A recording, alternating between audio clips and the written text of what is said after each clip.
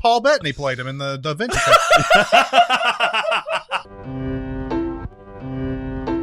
Welcome to SinCast, presented by Cinemasins.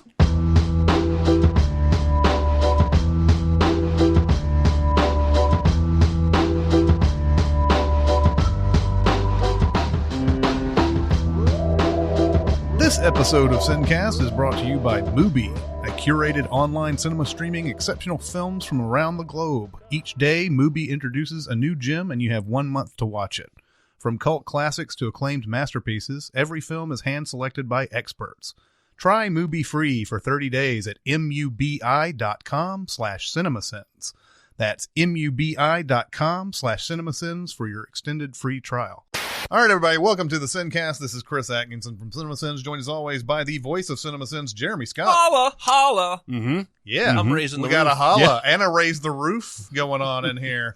And from Music Video Sins, Barrett Share. Buenos dias. Hey. We will be speaking different languages by the end of the year. Konnichiwa. Yeah, by the end. We will do an entire podcast in Spanish. I think something like that. I don't know. It's like Casa de mi Padre. Yeah, that's right. It's on the calendar. I don't know. We may not do it. The Spanish episode is coming. Yes. Oh man. But we're going to continue our road trip. Today. On the road again. The most time-honored tradition of all, the road trip. Oh, the places you'll go. Are we there yet? No. Are we there yet? No. Are we there yet? No. Shotgun. And we're going to do two states that have lots of filming activity going on. We'll see if we can get through this whole thing. It's a lot. I hope we do, because I really want to talk about the other stuff that I wrote down. I think today we'll there'll be some of the minor stuff, like maybe it's not set in those states, but filmed there. We'll just kind of go over it or whatever, and then just move on instead of like, let's talk about this movie or whatever. But anyway, we're going to do Georgia, and we're going to do Hawaii. Georgia. Mm-hmm. The whole day through, Sound man. Exactly like Ray Charles. The whole day through. That's right. Is that racist? No, That's definitely it's not. racist. It's surprisingly the only thing you said today that's not racist. Broke the streak. Well, Georgia has apparently become the new Vancouver. Yeah. In terms of, like, there's a ton of stuff shooting there that isn't set there. And I guess maybe they've got some sort of kickback. Yeah. Probably not a kickback. Right. Probably a tax break. Yes. It's probably a legal thing that's not criminal. But like almost everything in the MCU is shot in Atlanta. Yeah, that famous big airplane hangar sequence from Civil War was shot there. Oh, was it? Yeah, I remember reading something about it during production, because they were like, Chris Evans is here, Scarlett Johansson is here, Robert Downey Jr. is not here because he's just in a sound booth. All the CG. And you can see like some of the characters are like running and like clashing, and you can tell like the markers of where people are flying and stuff like that. But apparently it was also like 110 degrees that day. Lovely. So everybody's in like latex and shit like Nice. that. Sweating. Yeah, I mean, if you want heat, go to Atlanta. Oh yeah. my God. It is swelteringly bad there. But anyway, so yeah, I mean, we're not going to go in depth into Ant-Man. Right. Just because they shot it in Atlanta. But I was surprised to learn how much filming is going on there for shit that's set all over the place. It must be really cheap to film in Atlanta. Well, we can start on a director who also didn't go into depth into Ant-Man, and that's Baby Drivers, Edgar Wright. Yeah, exactly. Yeah. Now, I haven't seen Baby Driver yet. Now, Baby Driver is true set in Atlanta. Okay, so that's what I was going to Yeah. ask. That's what I thought. Yeah, So, it's got Atlanta landmarks. It's not trying to be some other city in the it or anything balls like that. of a guy. Now, again, I just said I haven't seen this movie. I understand him to be some sort of professional driver. The balls of a guy trying to set his career as a professional driver in a city where traffic never moves. That's correct. That's one of the big flaws of the movie. I was going to say, does the movie talk about how bad traffic in Atlanta is? Not Or does at it just all. gloss over it? Yeah, it glosses over it. It's obviously a fictional Hollywood Atlanta where there's no traffic, but like especially in that early morning bank robbery scene During rush hour. he's like, the bank has like zero traffic in it. And then they all hop in the car and it's like, just he zooms off and it's like, yeah, I tried that one time. When I failed the bank job. That's in Atlanta. right. And I ended up running into car after car after car. If I drive through Atlanta at 3 a.m., I'm crossing my fingers. That's hoping, correct. Hoping. Like, fuck Atlanta. Sorry if you live there. I know there's like 8 million of you, but Yeah. I really hate your I city. took the train in Atlanta when I went to an NFL playoff game with the Packers and the Falcons, and took it from the big city north of Atlanta. Is that the one that the Packers lost? No, they killed them. Oh, They killed excellent. Atlanta. But is this the Michael Vick era? No, this was early Matt Ryan. This Oh, wow. This was the So Super Bowl almost run, recent. so it was 2010. Okay, wow. And take the train, and it goes above the interstate at one point before it goes into the city. And I looked out, and it was just, 10 lanes of traffic, just lights, Yep. just sitting there. And I was like, fuckers, what's up? Yeah. Public transit. And I was probably one of those guys down there going to a Braves game or something during the middle of NFL playoff season. Yes, definitely. Definitely. But no, Atlanta's traffic. Let's just keep talking about Atlanta's traffic, shall That's we? right. No, it's like seriously, it's the most ridiculous thing ever. Don't ever drive through it. One of the reasons I think that we bitch so much about Nashville traffic is that we can see over the last 15 Can years. see our future. We can see where it's going. It's going to Atlanta. Mm-hmm. We're going to be Atlanta in the next, I don't know, maybe even 5 years. Mhm. Yeah. Especially if we don't get any goddamn transit. That's right. I Goddamn know. mayors fucking their goddamn bodyguards. I know exactly. Covering their Covering goddamn the tracks. tracks. Actually, literally. Well, she was trying to, yes. Okay. What else? Driving Miss Daisy. Yeah. Oh. 1989's Best Picture winner. Yeah, well. What do you remember about that movie? Not much. I remember nothing. Really? Well, I just remember Miss Daisy. I remember. Yeah. I remember Morgan Freeman being good in the movie, Mm-hmm. and I remember there's a part where she lets him go see a Martin Luther King speech. Is that what happens? I believe towards the so. end? I believe so. It was just shocking to me. She lets him. Well, yeah. I mean, Well, this yeah. is. Well, I know. I'm just She's a saying. lady of privilege, and her son is played by Dan Aykroyd, Yeah. and it was very jarring to me at the time because I'm still in that. Dan Yeah, I Aykroyd was too. is I was 12. Blues Brothers and fucking Ghostbusters and stuff like that. I was 12, and I was like, "Who is this Dan Aykroyd? Yeah. What have you done with the real Dan Aykroyd?" Yeah, I mean, it was it's a very nice, affecting performance. I wonder how well it holds up today. I am curious about that. Yeah. Because I feel like the culture, even though it's only been from, 20 years? 30 years. 30 years. Almost 30. I'm old. Mm-hmm. The culture is so different today. I wonder, I have a feeling that movie doesn't play But at all. Yeah. It's a period piece, though, too. That's the thing. It's a period piece, so But I feel like it's a period piece through the eyes of the 80s. yeah. But Mhm. okay, but then you also get stuff like The Patriot, where you have Mel Gibson, who's like the good slave owner. You know what I mean? Yeah. Yep. And Yep. we're seeing it through our eyes in 2000, and it's like, oh yeah, they're free to go anytime they please. Right, yeah. there's- I'm a liberal slave owner, that type of thing. I don't know. That's a really fascinating subject that we'll have to tackle someday Mhm. about whether or not something made in 1989, but is still a period piece, Yeah. still holds up Yeah. today. Do we have the same attitudes towards 1960s that we do today? Yeah. Probably not, but That's actually a very fascinating thing to think about. yes, it is. Well, the big Georgia movie that I think Jeremy refers to as Pretty Girls in Dresses or Pretty Dresses, Gone with the Wind. Pretty dresses. Oh yeah. Yeah, man. I mean, this is not a movie. Movie's, I think, something like 3.5 hours long or something like Might that. be longer. And the director's cut, I think, is longer too. But it's not something that you just dive in and like, I'm going to carve out 4 hours of my day and watch Gone with the Wind. I But think Gone with the Wind is straight up 4 hours long. it may be, but yeah, it's once you do get into that world, though, it's so gorgeous, man. Mhm. It's so beautiful, and it's a great movie. And this isn't.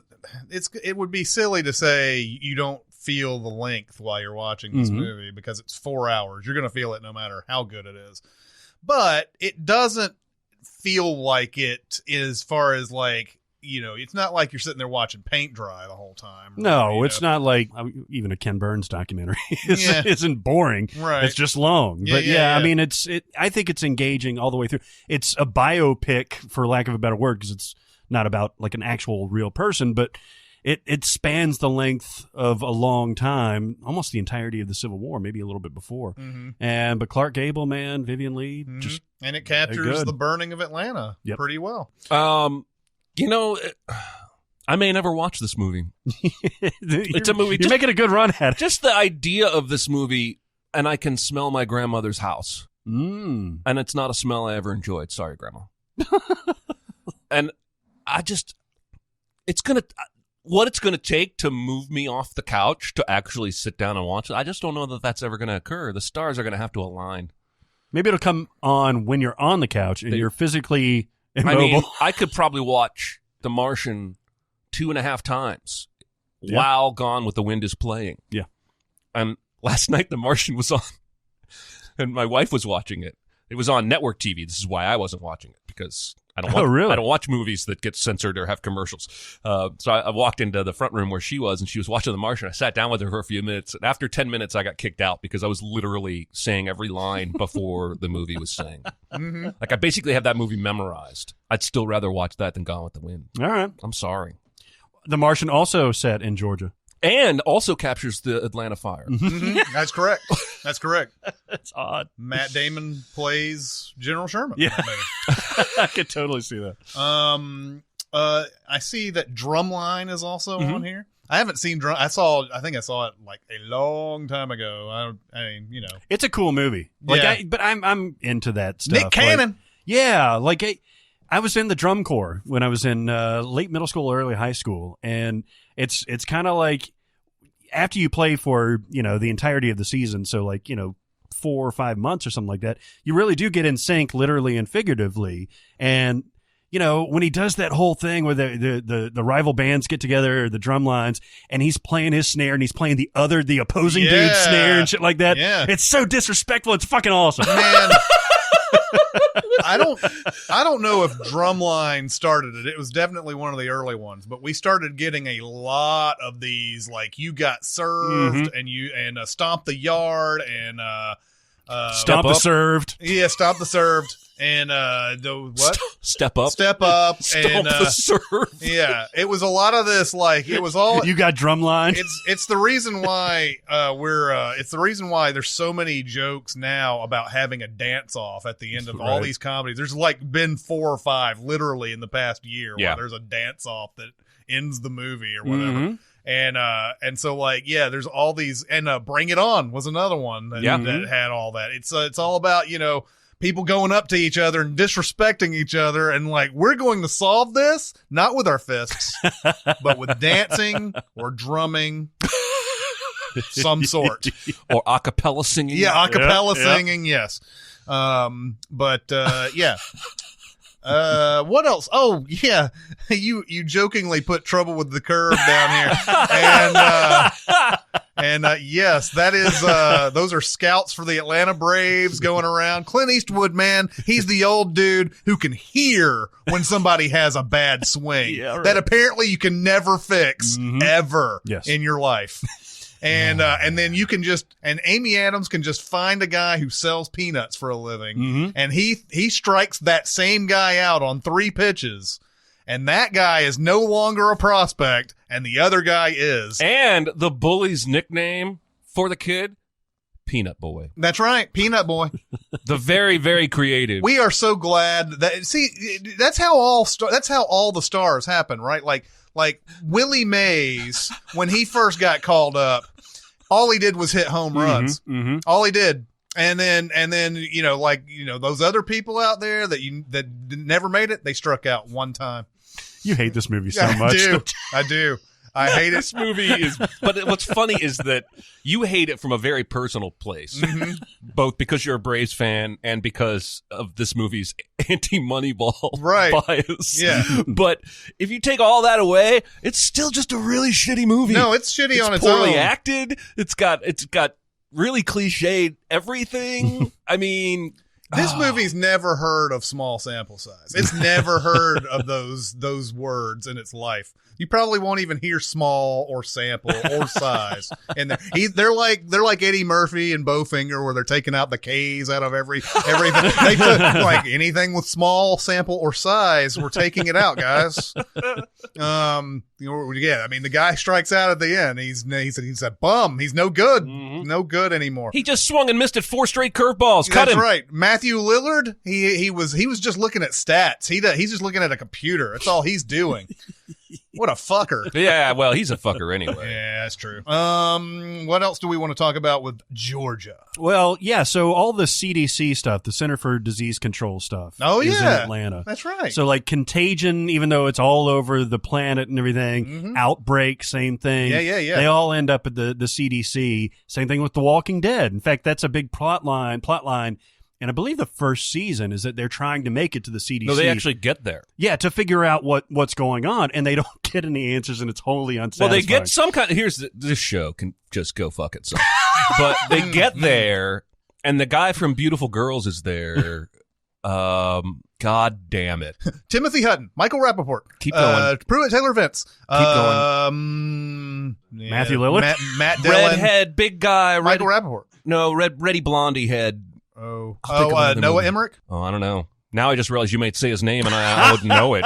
Noah Emmerich, who was in Truman Show? Oh, yes. yeah, the Okay. friend. Yeah, that's Yes. him. So, what are we talking about again? Oh, he's at the CDC, and the Walking Dead people get there, and there's a shot where he leans in and whispers to one of the characters, and they don't tell the viewers of the show for like another season and a half or two what that motherfucker whispered. And it was basically, you all have it. You just called them the Walking Dead people. That show is just... I have not been watching for 3 or 4 seasons now, and I actually think I hate it more than I did when I was hate watching it.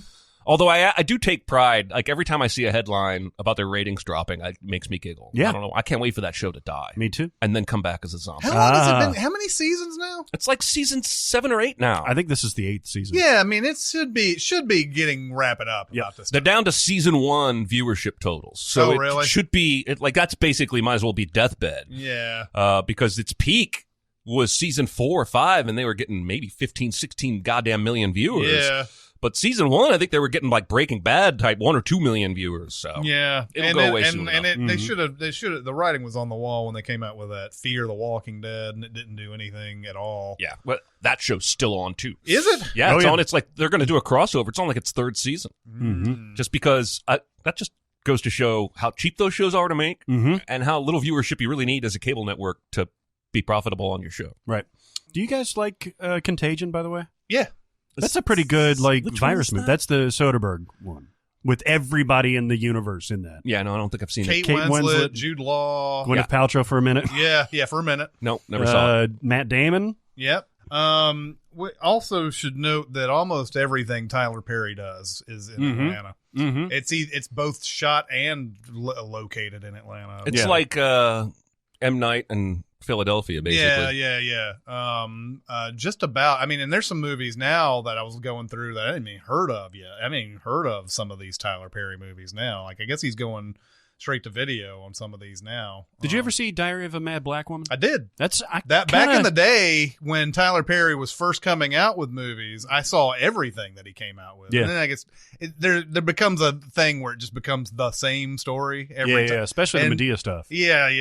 And so, like, it's almost always a woman who's married to somebody who's an asshole, and they have to go to church at the end, and that's pretty much it. That's pretty much it. Like, you just need some church, and you'll be all right. Your marriage, either your marriage has fallen apart, and you'll need to find another man, or your man needs to go to church, and then it's just sort of like that type of thing. But just about everything he does. Another one that I saw was The Color Purple. Another great movie. Spielberg, basically, I mean, he takes a novel that a lot of people held in high regard, and I believe it was a little controversial back in 1985. Because he was doing it? Yeah, because he was doing it.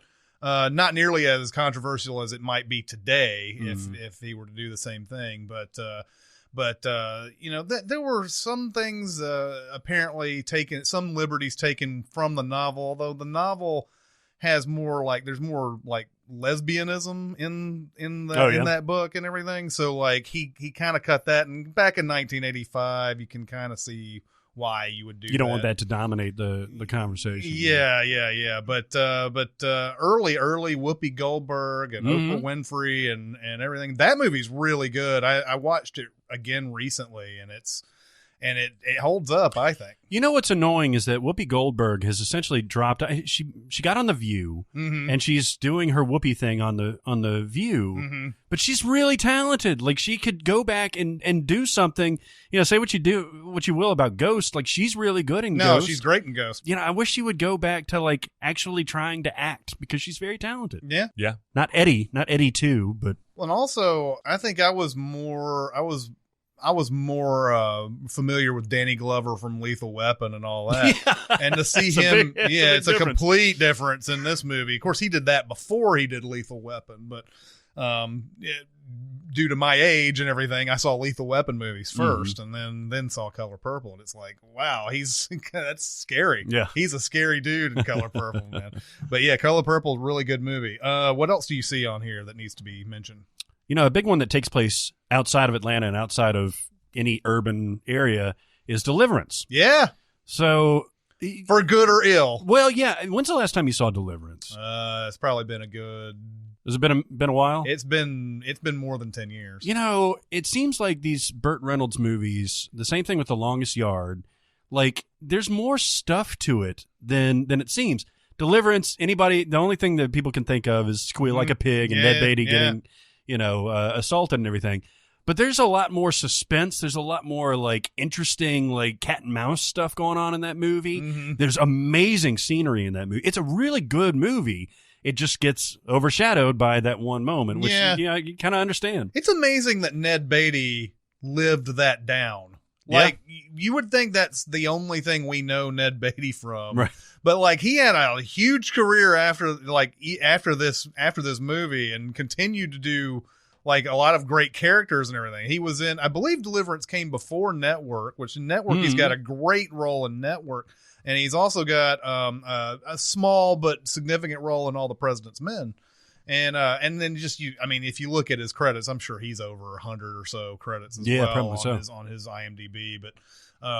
But Deliverance, I don't remember much about it. I don't even remember much about that particular scene that it's always known for. It's that and the dueling banjos music. Right. There's an unshakable image of when they're floating away from that house, and they're like inbred banjo players staring right at them and everything. But it's I believe, if I recall, it's more about their friendship and like. Yeah, and one of them dies. Right. And then they have to figure out what they're going to do, whether they're going to, how they transport him, and, how they get help if they can, and that kind of thing, how they get out of the situation. There's a lot of, it's almost like the River Wild with like an anal rape. You want to reset? Wait. What you don't remember is there is an anal rape in River Wild. Oh, yeah, that's right. I don't know. I just decided might as well plunge down the hole further. Might as well. It does have a lot of like River Wild type of elements, even though it came long before River Wild, except for the sexual assault. Yes. Another movie that happened in Georgia that I really like, that's I guess underseen at this point, is The Gift. Yeah, The Gift, and not the one that maybe people know more now. Probably so. The Joel Edgerton, Joel Edgerton one with Jason Bateman. But yeah, The Gift. I believe that one was in 2000. The Sam Raimi Gift. Yeah. Kate Blanchett plays a woman with the psychic. Is it psychic powers? Yeah, she's clairvoyant. She's like a medium or something. Yeah. But yeah, it's really good. Dirty I think we talked about it. Dirty Keanu, man. Canoe is an asshole in this movie. He is. Yeah. It's really good though. Yeah, I mean, he's a dick in it and everything. And is he the one? Is he the one that is put on trial for the murder? He's the one I think is the main suspect. Or is he just the main suspect? Yeah, Is there he's even the main a trial? Suspect. I don't think so. I don't think there's a trial. Yeah. What else? Let's see. Is it Footloose the remake was shot down there, right? Yeah, I thought though that the original was set there too. Oh yeah. I mean, Footloose. It may not even name the state that it's in because it's a fictional town. But yeah, I think what I ran across was it was just the remake, but I'm sure the original has some sort of roots in Georgia as well. I never saw the remake. I didn't either. You know what? Every time I see Footloose playing on one of the movie channels, I hope it's the remake. Really? Because I just want to check it out. Mm-hmm. But it's always the Kevin Bacon one. Yeah, man. Like, they won't even show me the new one. Must be really bad. That was Kenny Loggins that did Footloose, Yep. right? Yeah. Well, I mean, if you go back to the 80s and He like did who everything. did that song in the 80s? It was Kenny Loggins. Or Hall & Oates. That's right. Yeah. It was like, oh, is it? Maybe did he do the Caddyshack? Yeah, he did the Caddyshack one. Did he do the Top Gun? Yeah, he did the Top Gun one. There's one movie here that I only remember from some of the visuals, and that's Midnight in the Garden of Good and Evil. So you don't Savannah. remember much about it? Don't remember much about it at all. Yeah. Kevin Spacey. But pretty much everything about this movie thinks it's better than it is. Mm-hmm. I'm pretty sure the director was more proud of it than he should have been. It's Kevin Clint Spacey Eastwood. thought he was better than he was. The set decorator thought they did a better job. It's basically, have you ever been to Savannah? Yeah, Savannah. Oh, yeah. So this movie visually is like Savannah on acid. Yeah. It's like they went so far overboard with the Savannah that it feels Everything like, is a weeping willow. it feels like a set from one of Max's plays in Rushmore. Mm-hmm. Yeah. Does that make sense? Yeah. Because Savannah's gorgeous, and it doesn't need to be overdone to stand out and be unique and, like, you know, geographically. Mm-hmm. Anyway, yeah, I remember there's a murder, somebody was gay, and the movie bored me to tears. Anyway, the director was Clint Eastwood. Right. And I actually recently was a couple years ago coming back from Florida, decided I wanted to see the cemeteries that were featured in Midnight in the Garden of Good and Evil. So drove the car over to Savannah and everything. And yeah, it's an amazing cemetery. I was about to say little cemetery. It's not little at all. No. I walked through, and of course it was like it was dead in the summer, and mosquitoes were everywhere. Yeah, it's hot. Oh my God! And that was during the scare for what was it that they were carrying? Oh, Zika? It was Zika. Mm. Yeah. So you've definitely got Zika. I definitely have Zika. All right. Good to know. I'll live through it though. Man, people make fun of it, but I used to love some Zika. Yeah, me too. Oh, wait, I'm thinking of Zima. Oh shit! Yeah, that's right. But yeah, mainly just remember all those the cemetery tombstone type stuff, and that's all I remember about that movie. There's Oh, some I actually gorgeous really like houses in Savannah and in the movie. Savannah's got all these centuries-old trees, and it's swampy, and it's just it's a very, very cool place. Yeah. Wouldn't want to live there. Nice to visit. Okay, so we'll go over some other ones real quick. Ride Along, both Ride Alongs were in there. The Second one's better. yeah, I haven't seen either one of them. Second one's the only one I've seen. Oh yeah, of course it is. Fled was there. Did you say Fled? I did. Let's Fled not is gloss on there. over Fled. Yeah. We need to talk about Fled. Okay. Fled is a movie where Lawrence Fishburne and one of the Baldwins Steven. escape Yeah. from like a prison transport. Uh-huh. That's really all I want to say. That's right. If that doesn't make you kind of want to watch it, so something wrong That's with it. back in the day where Will Patton was always the guy chasing after it. He was like, can't get Tommy Lee Jones, let's get Will Patton. And I believe I said this on this podcast before. It has the all-time roll credits moments. Who fled? Oh, yeah. Is what he says. Who fled? Yeah. Let's see. The Change Up was shot there. Dutch. Idlewild was shot. I never saw Idlewild. Yeah. Great trailer. And Never saw the movie. It's great because it's got Outkast music in it. This is essentially the last thing that Outkast did, the two of them together, Andre 3000 and Big Boy. And this movie's terrible. Yeah. This movie is awful. That's too bad. Because it's got a lot of Outkast. It's got a lot of stuff from Speakerbox and The Love Below in it, which came out in 2003. The movie came out a little bit after that. And man, it's just really poorly constructed. There's no story. I was super disappointed because I really wanted to like this. Yeah. Interesting. And then Wanderlust, which is a really disappointing David Wayne movie he did with Jennifer Aniston and Paul Rudd. There's some good stuff in there, but it just doesn't land. You know? The funniest thing is an outtake at the end where Paul Rudd is like practicing that line in front of the mirror. That's the best part of the movie. That's right. What is the line? It's like you're gonna jump on my dick or something like that. And he keeps trying to find a different way to say that. It's something like that. And he keeps trying to say it, and he ends up just laughing because he's like, what the hell? This is where Justin Theroux and Jennifer Aniston got together, right? Really? Yeah, maybe. Yeah, maybe so. Interesting. Sounds right. But it's got a lot of great people in it. I mean, it's just, I know. It should have been more. More. Other ones that I saw that were shot in Georgia, Selma, which we talked about in the Alabama section, was actually shot in Georgia. That's so weird. Or at least a lot of it was shot in Georgia. Anchorman 2, which is obviously San Diego, shot a lot in Atlanta or in Georgia or whatever. 42 was another movie that was shot there. Abraham Lincoln Vampire Hunter. Oh, of course, yes. That's right, of course. You can't go a podcast without saying that. You look in the background of that movie, any scene, it's obvious that it's shot in Georgia. Lincoln kicked a lot of ass in Georgia. Man, he fucking hated Georgia. Yeah, he did. He did. He would have burned it down again if he had a chance.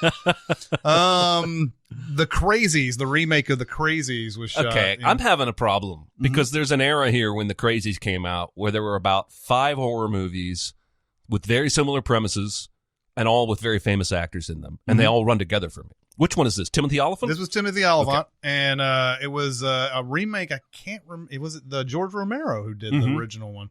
It's really good. I kind of want to save this for Iowa because it's set super in Iowa. Yeah. And I just saw it recently. It was shot there anyway. Yeah. The Blind Side was shot in Atlanta, okay. and so was Remember the Titans.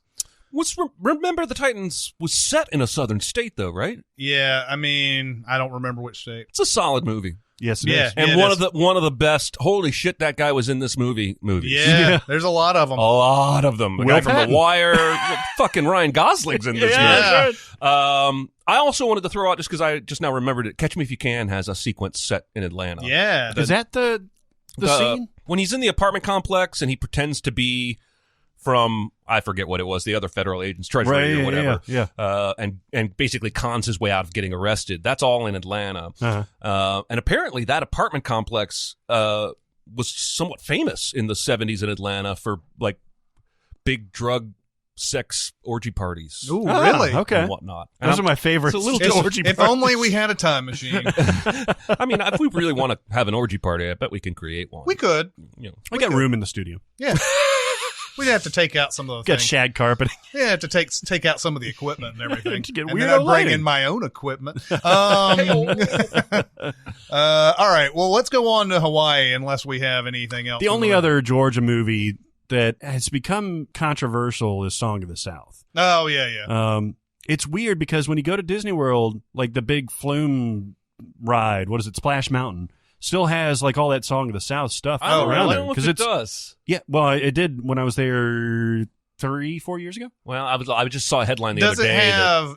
I mean, yeah, but is it just like birds singing and stuff like It's that? got Brer Rabbit and Brer Fox and all that But it stuff. doesn't have anything else, though, right? Does it matter? Does it matter whether it has those characters? Should they just completely disassociate anything from that movie? No, and I don't know. I'm not going to fall one way or another on this movie, but from reading about it a few months ago when we mentioned it on the podcast, I think it's kind of misunderstood because it's about like a slave that was recently freed, and I think it's the pejorative sense of like he's a little too happy because even though there's still slavery going on, and that kind of thing, and this is where Zippity Doo-Dah came from and all that stuff. Well, the same could be said for Gone with the Wind too. Oh, totally, yeah. Where it's like the happiest, the happiest slaves ever. Yeah, are in this. Yeah, I mean, it really is. Yeah, no kidding. Yeah, no kidding. All right, let's go on to Hawaii, where of course a million billion things have been shot. Forgetting That's right. Sarah Marshall. Let's go ahead. Talk about it. I told my wife the other day, we need to go escape. We need to have a vacation. Just you and me, relax 3 or 4 days. We didn't do anything special for our 10th anniversary, which was last year. Let's find a nice resort. One of these places where you can get, massages in your room and like omelets, I don't know why omelets came out of my mouth. But basically the kind of place that I've never been, like an actual getaway, relaxation, spa resort. And so I did some Googling. I made a list, and I put the one from Forgetting Sarah Marshall on there. Nice. She rejected it. What? Well, I just don't think she wants to go to Hawaii. That is a long trip. I mean, I found them all over the world. I gave her like a couple dozen. But I didn't tell her it was from the movie because I was secretly hoping she would choose it. And then I could do like movie sightseeing while we were there, and she could just relax. Yeah. And I'd be like, that's the cabana where he was when he did the crying thing with the piano. Dakota Fanning's people needed the room. You could simulate sex acts on the giant chess pieces. That is correct. Did you see my movie idea on Twitter a couple months ago about a sequel to Forgetting Sarah Marshall, where Jason Segel's character, his play was such a success, his next play was really good, and now he's become a screenwriter, and he's making a movie basically about the events of the first movie. And so everyone is back together in Hawaii to help make the movie. Yeah, you could do a real like Inception type thing with that, couldn't you? You could have the actors playing them. They've also got their own real world things going on. Yeah. So you've got what's the British guy's name? Russell Brand. So you got Russell Brand there because the way I wrote it, the studio hired him to do original songs for the movie. So he's there. But then there's also an actor playing Russell Brand. And I just think there's lots of possibilities there. Yeah, totally. Somebody actually tweeted it at Jason Segel, and I was like, man, that would be awesome. What's going on with Russell Brand these days? I don't know, man. He was a phenomenon there after is this. only so much you can take of that kind of humor, I think. I agree. But he's in the movie I'm going to reco-warn that I'm super to talk about. Yes. Interesting. I tend to find Russell Brand pretty funny to a point. Like it's in Forgetting Sarah Marshall, he's in it just enough. It's perfect. And I would even argue that's it. That's all I need. Yeah. Because get him to the Greek or the Arthur remake, like I just keep seeing the character from Forgetting Sarah Marshall. Yeah. I've already had enough of that. And I mean, while off screen, he's sort of shown that he's a deeper dude than he is in movies and stuff like that. I don't know if we're prepared to see Russell Brand in a drama of any sort because that voice, man, his the way he talks is you're never going to take that seriously. Yeah. Even if he's being serious, it's just, he's got a perfect comic voice. He's the sidekick in the Despicable Me movies. Despicable Me. Yeah. Oh, he was my waiter, and I totally dismissed him like everyone else in his life does, and I feel terrible. Well, and that's the thing about Despicable Me, though, is he's not even doing his voice in Right, that. He's doing some other voice, which is, that's commendable, actually. There's actually Jason Segel tweeted out a video I guess had never before been seen from behind the scenes, and it's him and Russell Brand at a piano, and they sing the entirety of Inside of You. Like, there are multiple verses and a pre-chorus and everything, and both of them know the words, and they're belting it out at this piano. I'm guessing it's at the resort on set. Anyway, fun video. Check it out. Inside You. This is a movie, though, that you see a lot of movies that, like, for instance, when Adam Sandler and Drew Barrymore did Blended, not 51st Dates, which is a good movie, but Blended, like, it seems like they're just there on vacation and they're not, that there's no real reason other than that, which is, I think Adam Sandler even came out and said, the only reason why we did Blended was so me and my buddies could go to Hawaii. But like, this one, You get the sense of being in Hawaii, and it's like just nice and fun and airy and breezy, and you feel like they care. Everybody cares on the set. And it's really well written and everything. Yeah, they go party with the locals a little bit, and the whole Mila Kunis character, interacts with the staff and everything. And I think Hawaii's a full on character there. Everybody from the big guy who gives him a beer and invites him to help slaughter the pig to like Mila Kunis kind of. Her philosophy on why she came out there and loves it so much, and the resort itself, man, I bet they got a ton of bookings after that movie came out. Oh yeah, because you just watch that movie, and it makes me want to be in Hawaii like that. The only reason I haven't gone to Hawaii and may never go to Hawaii is I'd have to stay on a plane for so damn long. It is long. Like it's way people don't realize this. Most people think it's like if you were looking at a map of California, you could see Hawaii right there off the coast, but no, it's like out in the fucking middle of the Pacific Ocean. Even from California, it takes a long time. Yeah, well, that's the thing is I'd have to fly 5 hours to LA and then turn around and fly like 6 hours to Hawaii. day. And by then, I'd just be like, fuck you. And it's You'd be very drunk by then. And it's a completely new day by that time. Seriously. Like, it might be even nighttime in the next day by the time you get there. 50 First Dates is another one that I really liked that came out. Mm-hmm. And that didn't seem like Adam Sandler just taking a vacation or whatever. So that one, do you guys remember much about 50 Oh, First yeah. I just, the thing I come away from that movie with is how exhausting his life is going to be for the rest of his life. He has to spend so much of every day explaining shit to her that at some point they're going to get divorced. Like, there's just no way he can tolerate that. Like, however much you love this girl, telling her the story every goddamn morning, even though you made a videotape and you're like, come outside and see me whenever you're ready or whatever, you're still spending probably 80% of every day recounting shit she can't remember. Yeah. Yeah, that's true. Yeah. What was the thing? She got like anterograde amnesia or something like that? She's actually reliving Groundhog Day, but we're not seeing her perspective. That's interesting. It's weird because it's got like a Big Sick type of vibe where, you know, he's lived this entirety of this relationship, and she's just seeing it kind of for the first time, you know? So, yeah, it's weird. It's an interesting concept. And what he's works at like SeaWorld or something like that. He has some sort of interaction with animals. I don't think they have a SeaWorld in Hawaii, but yeah, it's something marine. Yeah, he's a marine. Yeah, actually, is anyone a marine biologist? Don't even remember what he does in that. Yeah, but, Easy there, big fella. Yeah. But I did enjoy that. The Sandler and Drew Barrymore turned out to be a pretty good romantic comedy team. Well, yeah, they did, what, 3 together? Yeah, Wedding Singer and this, and then Blended. Blended was, like we said, I don't think Sandler's in. Speaking of somebody who's disappeared, where the hell Drew Barrymore go? I don't know. I saw her on Colbert the other day. she's on the Santa Clarita Diet. Oh, that's right. That's right. Yeah, It's yeah. an Amazon show or a Netflix show? I think it's on Netflix. Yeah, It's Netflix. Yeah. And it looks pretty funny. Yeah, it's supposed to be good. But again, here we are in this day and age where there's all this great content I'm never going to get She, to. they even brought up. I don't know how it got brought up, but brought up the moment she flashed Letterman in the exact same studio that Colbert is in. Right. Oh, wow. And everything, and she was like, "Yeah." I look back at that, and I'm like, I don't even know if that's me, but there's still another part of me that says I'm still into that. Yeah. But yeah. What else on here? Blue Crush. Yeah, Oh, Blue yeah. Crush, man. There you go. So that's where that's not.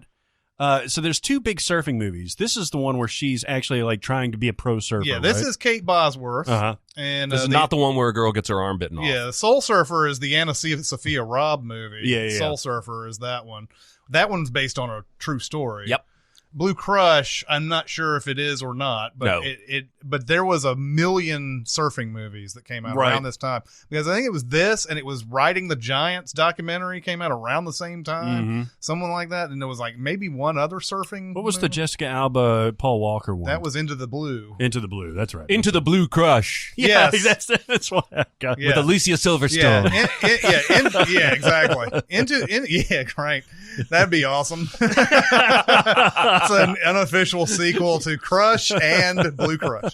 But like, Into the Blue was that was the movie where like, hey, Jessica Alba in bikini. Yep. You want to see it. That's seriously, they might as well just build pretty it much that what the way. trailer was. Scott Conn, though, Yeah. Oh, yeah. getting some work. That's right. Getting some work. What else you want to talk about? I want to White? talk about briefly, just because I have an excuse to, The Informant. Oh yeah. Because there's a whole Oh. section of The Informant where Matt Damon explains to the FBI guy, Scott Bakula and Joel McHale, that they can't meet with their competitors in Europe this time because there's some kind of crackdown in Europe on something. And they're like, so what can we do? And then Matt Damon goes, Hawaii. And then Scott Bakula's like, Hawaii. And it cuts. And there's this fun little montage where all the Lysine people are playing golf, and they're playing in like a tensome. Like there's like 10 guys teeing off, and then they go play their ball, which, by the way, would never happen. No. But there's also, then it keeps cutting to shots of Joel McHale and Scott Bakula with long lenses in a golf cart, like in golf attire, with golf clubs in the back of the cart, trying to blend in, taking pictures of them. And then they go to that conference room where they can't get a bigger room, and Matt Damon pretends to call the desk and ask for it. Anyway, that all takes place in Hawaii, and I fucking love that movie. Yeah. And somebody on Twitter just recently told me they watched it because of us raving about it, and they ended up loving it. Yeah. So, worth bringing up again. Pretty much, I think anybody who watches that movie will end up loving it. I love when after he fails the lie detector test, and finally agrees to wear a wire. And it's hilarious because he's walking in saying, that was Rich so-and-so, head of our corn production business. But right after that scene, he walks towards his office, and it's in the background, and you just hear him say, "Good morning, late Lucy Hale, secretary," or whatever her name is. Call the secretary. Yeah. Oh, my God, I love that movie so much. Yeah. One thing I wanted to mention, there's a couple of Elvis Presley movies that happened out there. And one was Girls, Girls, Girls. I wonder what that's about. It's about dudes. It's about it's about cock. Yes, it's all about cock. That's where Return to Sender came from. And then there's a movie called Blue Hawaii. And this is a weird movie because it's a typical Elvis Presley romp, musical type of thing. But there's some weird subtext to it. Like Angela Lansbury plays his mom, and she wants him to get into this tourism business and things like that. And then one thing in reading the summary stuck out for me. So Elvis is dating this girl, or he's interested in this girl that's a ward to 4 teenage girls, right? Kind of looks over him and everything. The oldest of the teenage girls starts flirting with Elvis. And I want to read you the passage from this summary here. Her name is Ellie. One night, Ellie attempts to seduce Chad, Elvis, but he refuses her advances. Ellie despondently flees in a Jeep with the intent to commit suicide. Before Ellie can drown herself, Chad saves her and administers an overdue spanking. An overdue spanking. Makes sense. There's so much wrong with all of that shit. Sometimes I want to see it right now. I want to see it right now. Sometimes you get rejected by Elvis, and you have a spanking that's due This is to. for trying to kill yourself. Yeah. Spank. I remember this scene too. As I read that summary, I remember the thing. It's been a while since I've seen it. I was like, "Holy shit!" Yeah. Like, you tried to drown yourself. Here you go. Whap. Oh That's my right. God. That'll get the suicide right out of you.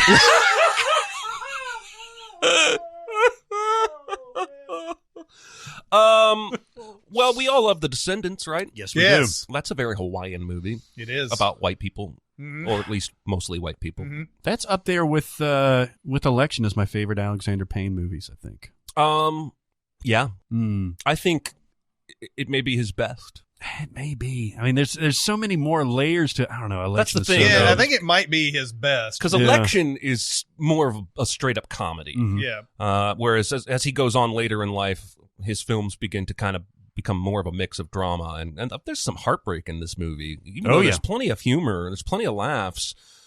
This is some heavy shit. The movie opens with a wife in a coma, and they know they're going to pull the plug. That's where we start.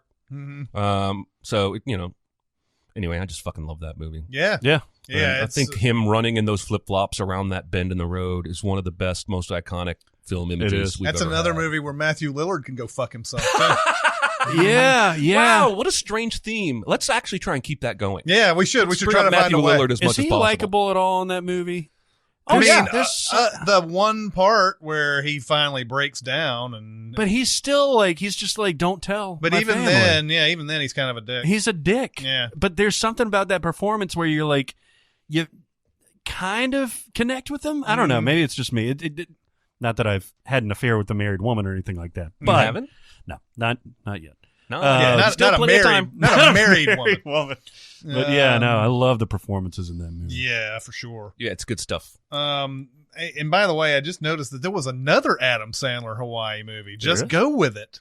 Oh, Oh, wow. well, on there's here. that, and then there's another one after that. What? There's 3. There's 4. Well, it's not primarily set, but Punch Drunk Love, there's a big. Oh, big that's part right. Oh, my in God, you're Hawaii. right. Yeah, There's a he whole follows section. Emily Watson all the That's way what to. the pudding cups are for. Yeah. Yeah. So it seems like That his part whole was- career has been like, let's get to Hawaii somehow, some way. Maybe he just really likes Hawaii. He might, and he gets to go on the studio dime out there. There you go. And So He and gets to stay in the Kapua suite, $6,000 a night. That's right. At least until Dakota Fanning and her people need it. Yeah, until Dakota Fanning needs it. Yeah. I see that Godzilla, the recent Godzilla, was shot. Yeah, I think that's where Cranston dies, right? Is in. Spoiler alert. No, Cranston's in I think. Hong Kong or some shit. But it's shot in Hawaii, is what you're saying, though. Well, there's a section in Hawaii. I thought that's where the facility was where he got killed. I got to cut all this, right? I don't know. No, you don't. It's just, I think it speaks to how forgettable everything except Godzilla was about that movie. Right. They got Godzilla perfect, Mm-hmm. but all of the, and this is, I tweeted as soon as I saw that movie, still too much humanity. Like, because all the humanity is what falls flat in that movie. Yeah. And they're all bland, one-note characters. Whether or not he dies there or not, there was stuff shot in Hawaii. Stuff shot on Oahu and everything like that. Good enough for me. So it is definitely in there, even though the movie is San Francisco. That's the main showpiece. Of course, the Golden Gate Bridge and all that shit. Right. And of course, another comedy, Mike and Dave Need Wedding Dates. Okay, which now should have I been can a lot speak better. at length about this What movie. is the deal with this? I haven't seen this movie. This is a movie that is, it's right up there with Vacation. Only with Vacation, I thought there was a chance it was good before you told me it wasn't. This one, I know it's not good. Okay, But yeah. I still really like watching it. Right. It was a lot of like really watchable performers. And there's bits. It's like a really good sitcom where, you know, it may take a few minutes to get to the bits, but the bits are funny to me. Like there's a whole section where, okay, premise of the movie is these two guys are fuck ups. It's Zac Efron and the guy from it's Adam Devine. Adam Devine. Yeah. They fuck up all the time. Their sister's about to get married. Their dad insists you must bring good girls as dates to this wedding so you won't be getting drunk and fucking all the bridesmaids and all. Ludicrous premise. No dad is ever going to, this is how I'm going to tame my son, is have them bring dates. So their story goes viral, of course, and they get on the news and girls come out of the woodwork. Now, this did happen though, right? Maybe like, it's because it is loosely based on a book. Probably. Yeah. And then you have Anna Kendrick and, God, I'm terrible with Aubrey names. Plaza. Aubrey Plaza. Two of the most lovely women in the world that I would like to be friends with. And they're terrible people. Terrible people. They drink too much. They do drugs. They sex a lot. But they see these two guys on TV and they're like, we're going to make ourselves into good girls and get a free trip to Hawaii. They succeed, of course, because they get run over by a car right in front of them. Yeah. They go to Hawaii, hijinks ensue, they fuck up the wedding, yada, yada, yada. But there's a bit there where they go on an RV tour of Jurassic Park filming locations. And the sister and her future husband, which is the guy from Veep. Yeah, I can't remember his name. It's He's hilarious to me. Yeah, he's great, though. And they're down at the bottom of this ravine, and everyone else is up top, and Aubrey Plaza's like, I got this, and she jumps off some ramp and does like a X Games move on her four-wheeler and then lands. And then Anna Kendrick goes for it, too. And she's up in the air, and she flips her stuff off to the side, her legs off to the side, like the real X Games move, and it cuts down to that guy from Veep, and he goes, sweet candied nuts. And there's just stuff like that. There's the guy from Silicon Valley and Big Sick, Kamal Nanjiani. He plays a masseuse, and they basically give him extra money to give the bride-to-be like a special massage, and he doesn't like touch her, but he's naked rubbing his body on hers, and he comes up with all these names for like the Flying Dutchman, all these moves he's doing, and she basically has an orgasm through non-sexual contact in the massage room.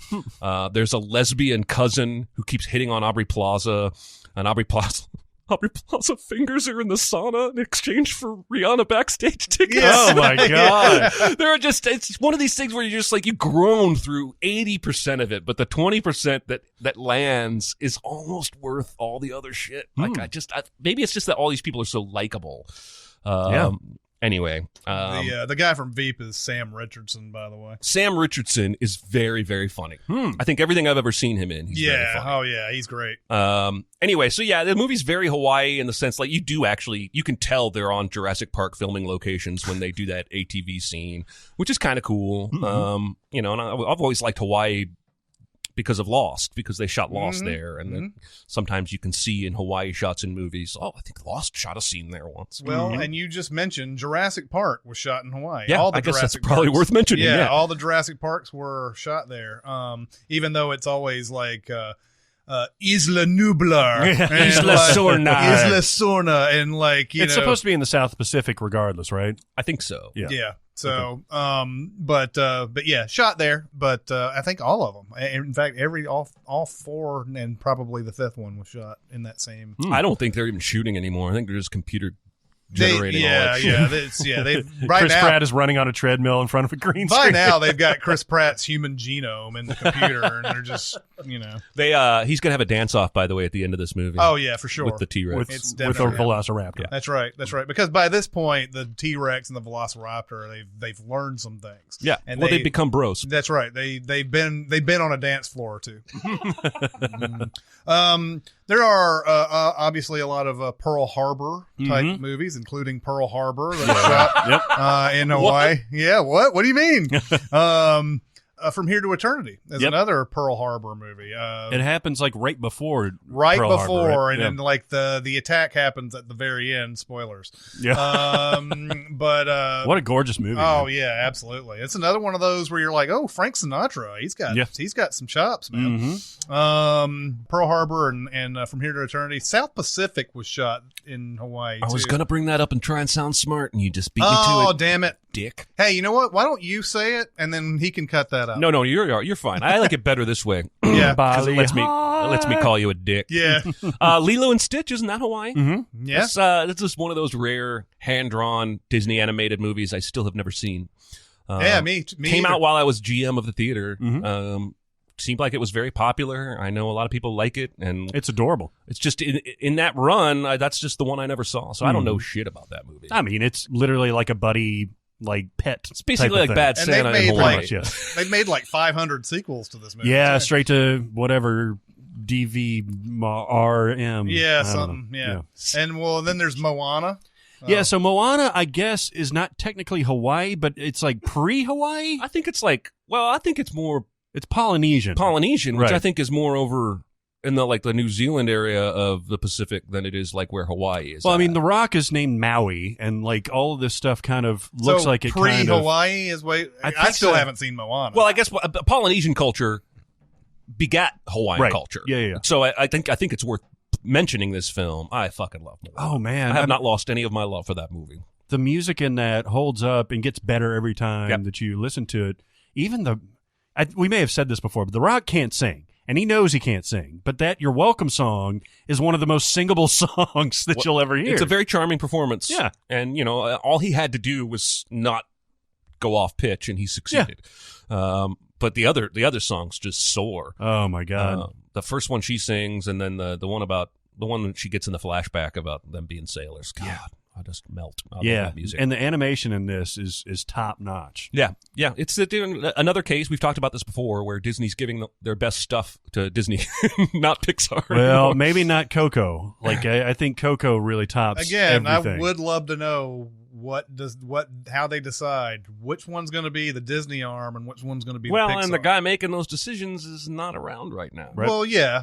But may I'm just not come saying. back. I'm just saying. I don't understand where he was coming from. When No, those I don't decisions either. Were making. I don't either. I bet they gave Coco to Pixar because they said, you can probably do an amazing job with animation, but this concept is not going to land with American audiences like, a regular Disney animation thing, like a Cars film Yeah, or something but like that. Neither should Moana, if that's the same criteria. And Moana was not Pixar. That's true. So That's true. it's like that's where it doesn't make sense to me. Like you can do it with either probably, and they look about the same. Like it's going to get to the point where you're not even going to know what's Pixar and what's Disney. And Yeah, and I almost wonder why they haven't just done that. yeah, it doesn't make any sense. It's almost like somebody's still holding a grudge up there. yeah, it does. maybe. It really does. It's probably Jeffrey Katzenberg. It definitely is that motherfucker. It's probably John Ratzenberger. Yeah, John Ratzenberger for sure.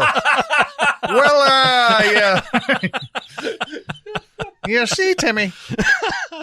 Now, Finding Nemo was not, based in Hawaii or anything, but that apparently is where Pixar sent all of their animators to get inspired about the marine life.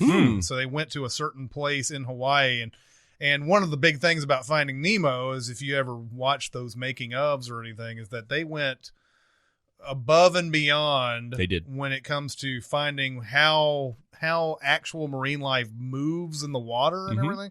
So they put that in the movie. Like the stuff, like the smallest of fish stuff is they're amazing. getting that, probably exactly right. Right. Yeah, but it's worth a mention. Well, when someone goes snorkeling with me. There was a few others that I saw shot in Hawaii. Oh, Aloha.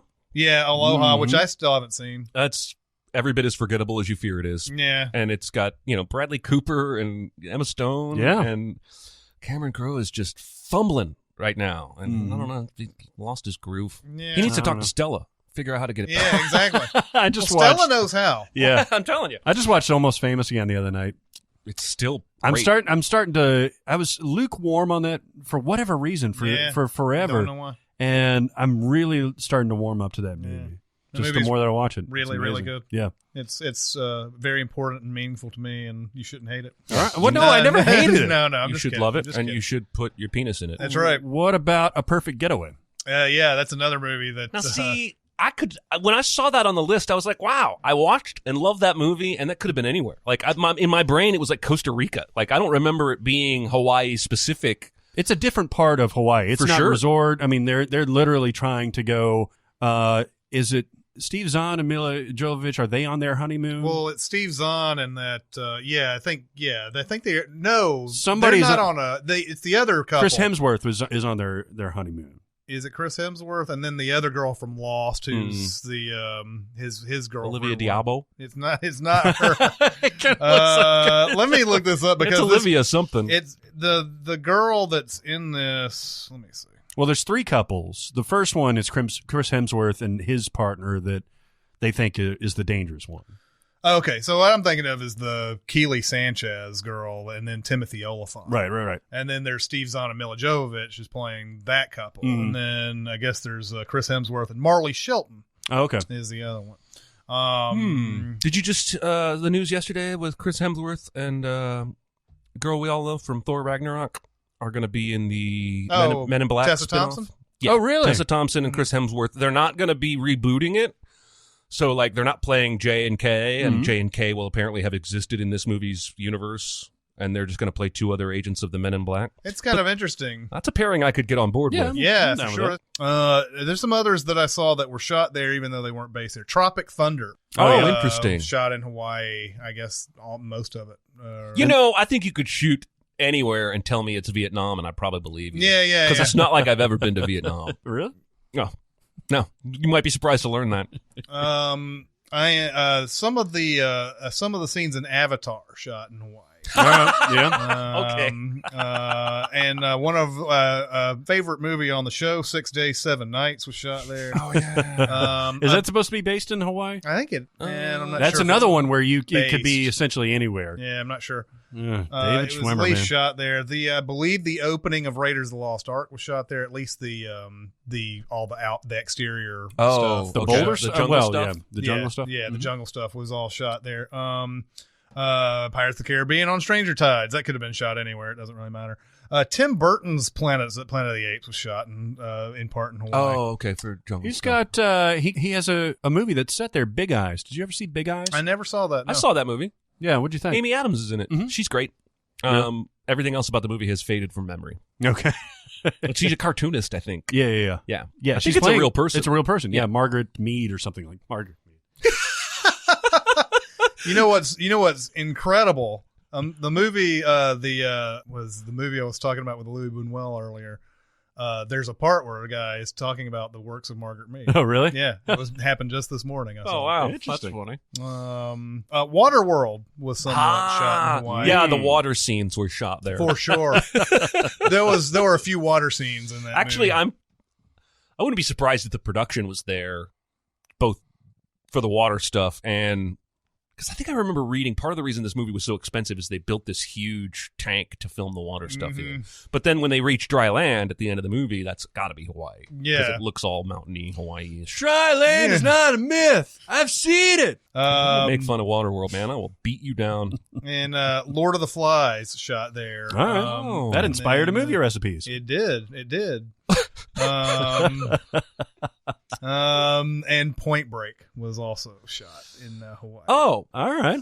Is there anything else we want to talk about Hawaii? I mean, I could talk about all kinds of stuff about Hawaii, but I don't want I think to. our favorite out of that would probably be a toss-up between The Descendants and Forgetting Sarah Marshall, right? Yeah, and it Yeah. would just depend on what mood I was in. Yeah. If, But they're both amazing. In fact, that's a great double feature. Oh, I bet it would be. Yeah. I would watch Descendants first. So I can Mm-hmm. guarantee myself the laughter Yeah. ending as Yeah. opposed to the Because, I mean, Descendants doesn't end on a down note. It actually kind of ends almost optimistically. But And it's funny most of the way through it. It's just not, it's got more gravitas it's or heavy weight funny. to it. So that's those two states. That's We right. went- Are those the two most different geological states? They might be that the we've done farthest so away far? we've Yeah. done. I mean, and really, technically, I don't think anything can get. I mean, as far as in the alphabet, I don't think anything can possibly get that far away. No, I agree. That's definitely That like means that's, we're going to be doing Indiana pretty soon. Indiana, man, that's my wheelhouse, baby. Oh, yeah. Well, I oh, lived man, there that's from going to be age good. 5 to age 19. Yeah, that'll be Got fun. it. I got it down. Yeah. Hey, you want to talk about some movie? Oh, yeah, man. Yeah, man, some movie. Since last time we did our podcast, I've seen 3 more movies on. Man, you were chewing it up. Yeah, man. There's a lot of stuff that just like I said, it comes in and you're like, I don't ever get a chance to watch these movies. There's a lot of stuff that, like I've been saying before in these ads before. It's like there's stuff that I don't know where to look. I don't know what to, Exactly. I don't know Yeah. what I'm looking for, and stuff like this pops up, and you're like, oh, okay. And usually the movie has like a theme or something like that. Mm-hmm. The one that's currently going on, they've got one that's currently going on is a great child performances. Yeah, I saw that. And one of them I saw was called The Fallen Idol, which is a Carol Reed movie. Carol Reed did The Third Man. The one thing that's great about Carol Reed movies is that all of his movies are just so well shot. Yeah, and yeah. So you can see so many just depth of it's just so much depth in his shot composition stuff. And he likes doing a lot of Dutch angle stuff and all that too. But still, it's just they're always great. But in this one, there's a child performance at the center of it, and it's always good when you get children who act like children. Yeah, The one thing that you see in in this day and age is every kid has to be precocious, has to be Chloe Grace Moretz in 500 Days of Summer or something right. like that. Or Moonrise Kingdom, like all the kids in there. Yeah. But these kids act like kids, and I think that's an even bigger magic trick. To be able to have them act like kids, and I don't know if they're just telling them, hey, say some stuff and just do it how you would do it or whatever. And they have no affect whatsoever. But anyway, The Fallen Idol's really good. I also saw another French film called Ponette, which is another one that is considered one of the best child performances of all time. I saw that. Did it blow you away? Yeah, it's amazing. Yeah. The most recent one that you can compare these two movies to is The Florida Project. The Florida Project has kids who act like kids in it and everything. Ponette is a little bit more of a down type of story, although it's still, I think, more uplifting in the end. But it's about a girl who's dealing with the death of her mom, and it's how a child sort of reasons about death, and how other children reason it with her as she's going through school and stuff like that. And it's a lot of just her. She's just. It's heartbreaking, but it's also funny, and it's a lot of really, really good, just really good stuff. Just seeing how a child copes with it and everything is really good. So those two movies currently going on right now on Mubi. Well worth the free trial. Oh, yeah, no kidding, right? So what you need to do is go to Mubi.com/Cinemasins, and you get 30 days free, all right? This is no risk. Sign up. Go to that. I'm going to tell you about even more stuff. So I told you that I was getting into French cinema, and right now they're running a campaign about after the wave, the French New Wave. And saw a movie called I Don't Kiss the other night, and it just came out. It's a very interesting story, and it's got a lot of depth, great performances and everything, but the look and the feel, this is Andre Techine. Somebody will correct me. Anyway, just the way that the new wave or the after the new wave, which I'm sure were influenced by all that, are shooting things. That's why I guess in Europe, like the directors are really the auteurs and really, their names are, whether or not you can pronounce them, they're on the marquee. Right. And it's just so gloriously shot. Just what you were saying, like the depth of even just throwaway shots of like one person journeying from one place to another is fantastic. And they've started this series. They've got a new one out that's my favorite season from the same director actually. And God, it's just amazing to watch. Even again, it's something new. It's something that I didn't know that I wanted. Yeah, right. And it's brought on this service. And in this interface, it'll give you a summary. It'll give you the ratings on it. It'll give you kind of like the context of it, and it'll really help guide you. And you know what? I want to watch this. Here's something that Mubi does not claim, but eventually I'm going to know French. It does start to get familiar, doesn't it? Man, I mean, yeah, I took 4 years of French in high school. And but still listening to people speak French and seeing the subtitles, I'm like, oh yeah, that word. Yeah, totally. Oh yeah, that word. Potato. Yeah. Back on. Yeah. So totally not in the claims here. Mubi will be basically your Rosetta Stone at some time. Yeah, It reminds me a lot of, when we started experimenting and dabbling with fine dining. Because up until this Cinemasins thing gave us the means to eat at fancier restaurants when we travel or even here at home. I'd never had couscous. I'd never had, my food world was contained, right? And I'm not just saying it was fast food, but, I'd never had some of the shit we've had since. I'd never had caviar. So we went to this place in San Francisco that gave us like 11 courses. They were all tiny. And I'd say like 9 of those courses were full of shit I'd never eaten before. Like one was like a smoked egg yolk with caviar on top. Fucking awesome. Yeah. Another one was a cucumber watermelon soup. Who would ever have put those two things together? It was fucking awesome. And so, in the same kind of way, it's almost like a tasting menu movie. It is. It's almost like a fine dining of cinema chef's tasting menu. You may not love every film you see on Mubi, but you're going to love more than you don't, and you're going to help refine your tastes and explore areas of cinema that you didn't even know existed. And I think that's part of why this service works so well. Yeah. I'm smack dab in the middle as we're, I'm watching it now. No, I'm smack dab in the middle of watching another Louis Buñuel before it leaves, and it's called The Phantom of Liberty. And by the time I finish this, I'll have seen 4 Louis Buñuel movies. Wow. And it's one of those guys that I've heard about for a long time, but never knew what movies to watch and everything. And and this is a service that allows me to watch stuff like that. It's got Jean-Luc Godard on there right now. It's got just a great number. He's my favorite Enterprise captain. Yeah, he really is. Yes. All you have to do, go to Mubi, that's MUBI.com/CinemaSins. You get 30 free days. Get out your checkbook and then put it away. That's correct. All right, well, do we want to get into some rants? I feel like I'm taking crazy pills! I'm as mad as hell! You've never seen me very upset. Lord Jesus! Lord Jesus! Do it. You Wanna go seething first? about something. No, I'm not actually. My rant is about Coke. And they spent all this money on this Super Bowl ad. Not cocaine, you dummy. Coca-Cola. Cocaine. Somebody's been putting heroin in my Coke. That's right. So Cocaine. one of the most major rebrandings Coke has done in their history with Diet Coke, because now they have 5 Diet Cokes: regular, they feisty cherry, lime something, blood orange, and fuck off. I don't know what they all are. I love fuck off. My point is, only the goddamn Diet Cokes get the fancy fruity flavors. Why is that? It bothers me to no end. Now, to be fair, they're the only ones that get the fruity flavors when you go to the gas station or the grocery store.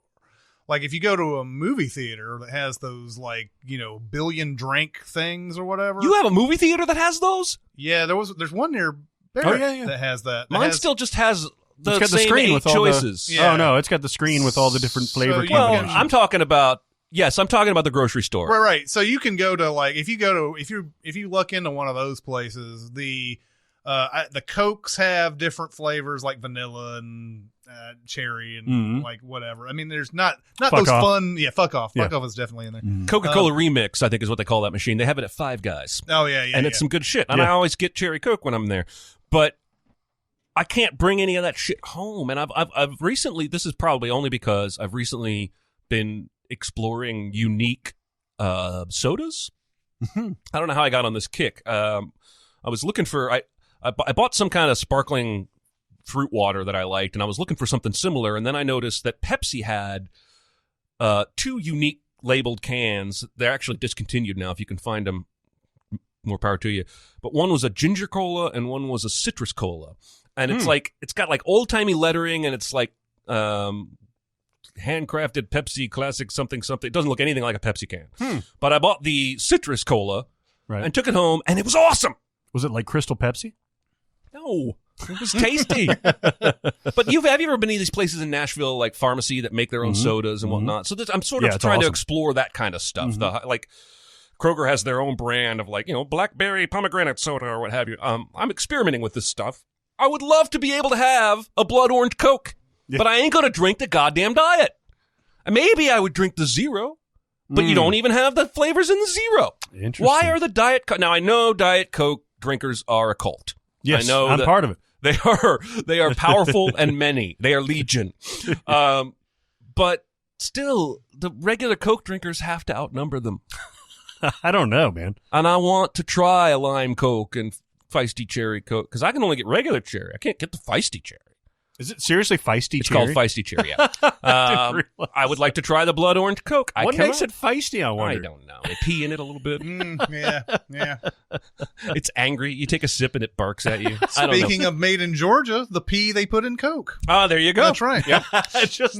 Yeah. Don't want to be sued. That's so it's a a joke. silly rant, but it really boggles my mind because clearly you have the flavoring set up. Clearly you've got the manufacturing plant set up. But for some reason you've made a marketing decision that Coke Zero and regular Coke drinkers don't want to experiment with those flavors. And you're wrong. Yeah. Well, telling you, Coke, multi-billion-dollar international company, bow to this one man's whim. In 2 weeks, they'll have these new flavors, and you'll swear it's. I almost did a rant 4 weeks ago because they ran that Super Bowl ad and took like 6 weeks before they put it in stores. Like I was looking for it. What was the ad? Just the ad showing off that they have 5 new flavors of Diet Coke. Okay. Do you think it's possible that you might like these versions of Diet Coke over the regular version? I don't, because the reason I don't like Diet Coke is that my tongue can tell the artificial sweetener. Mm-hmm. And I can tolerate zero because they're doing that a little differently. Yeah. But like even there's some drink they sell at Starbucks. I like to get a drink called a Cool Lime Refresher. They don't make it anymore. But that you can buy these powdered versions you drop in bottled water and shake it up, and it's got artificial sweetener in it, and I can't drink it because it's bullshit. I don't like the taste of that artificial sweetener. It's not that I if you could give me a calorie-free, sugar-free Coke that tastes like Coke Classic, I'd drink that shit in a heartbeat. That new Coke Zero is very close. It is. It's as close as any diet anything has ever come. They've had like 3 different campaigns where they're like, "It's totally tastes like Coke," and then you drink it, and it's like, "No, this is shit." And then finally, this recent one where they were like, "No, seriously, it really tastes like it." It's as close as it's gonna get. Pretty damn close. Yeah, that was my rant. There you go. Jeremy and Barrett, you guys are familiar with the Blu-rays, right? When you put in a Blu-ray into your Blu-ray machine. Yes. I am familiar. Yes, you guys are familiar with that, right?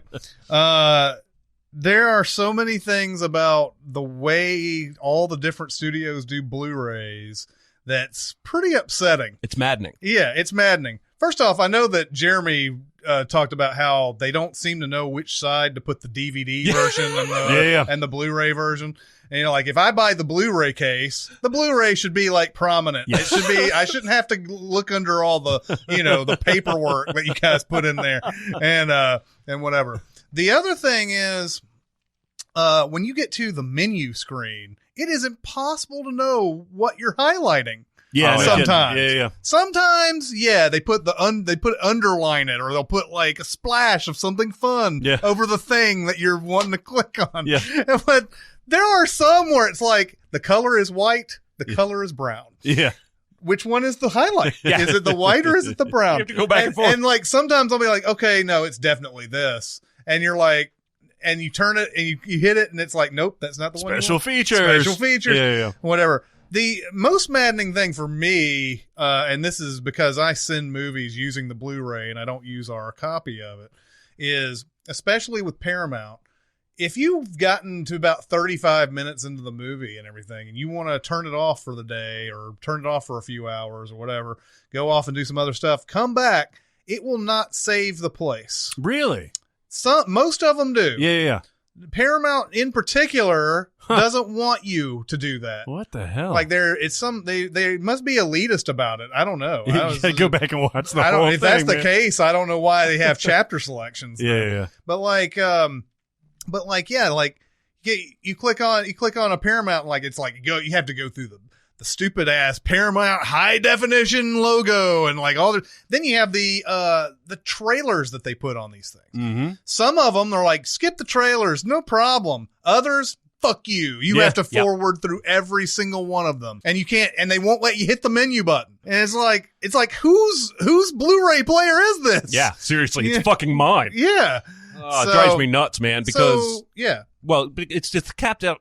I was bitching last week about the trailers in the theater. I'm a captive audience there, but here I've already paid for your goddamn movie. Yeah. I understand you want to put some trailers on there.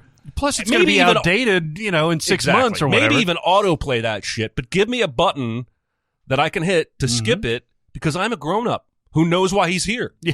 God damn. Yeah. There's no consistency between the Blu-rays. That's the thing. Yeah. I mean, I don't.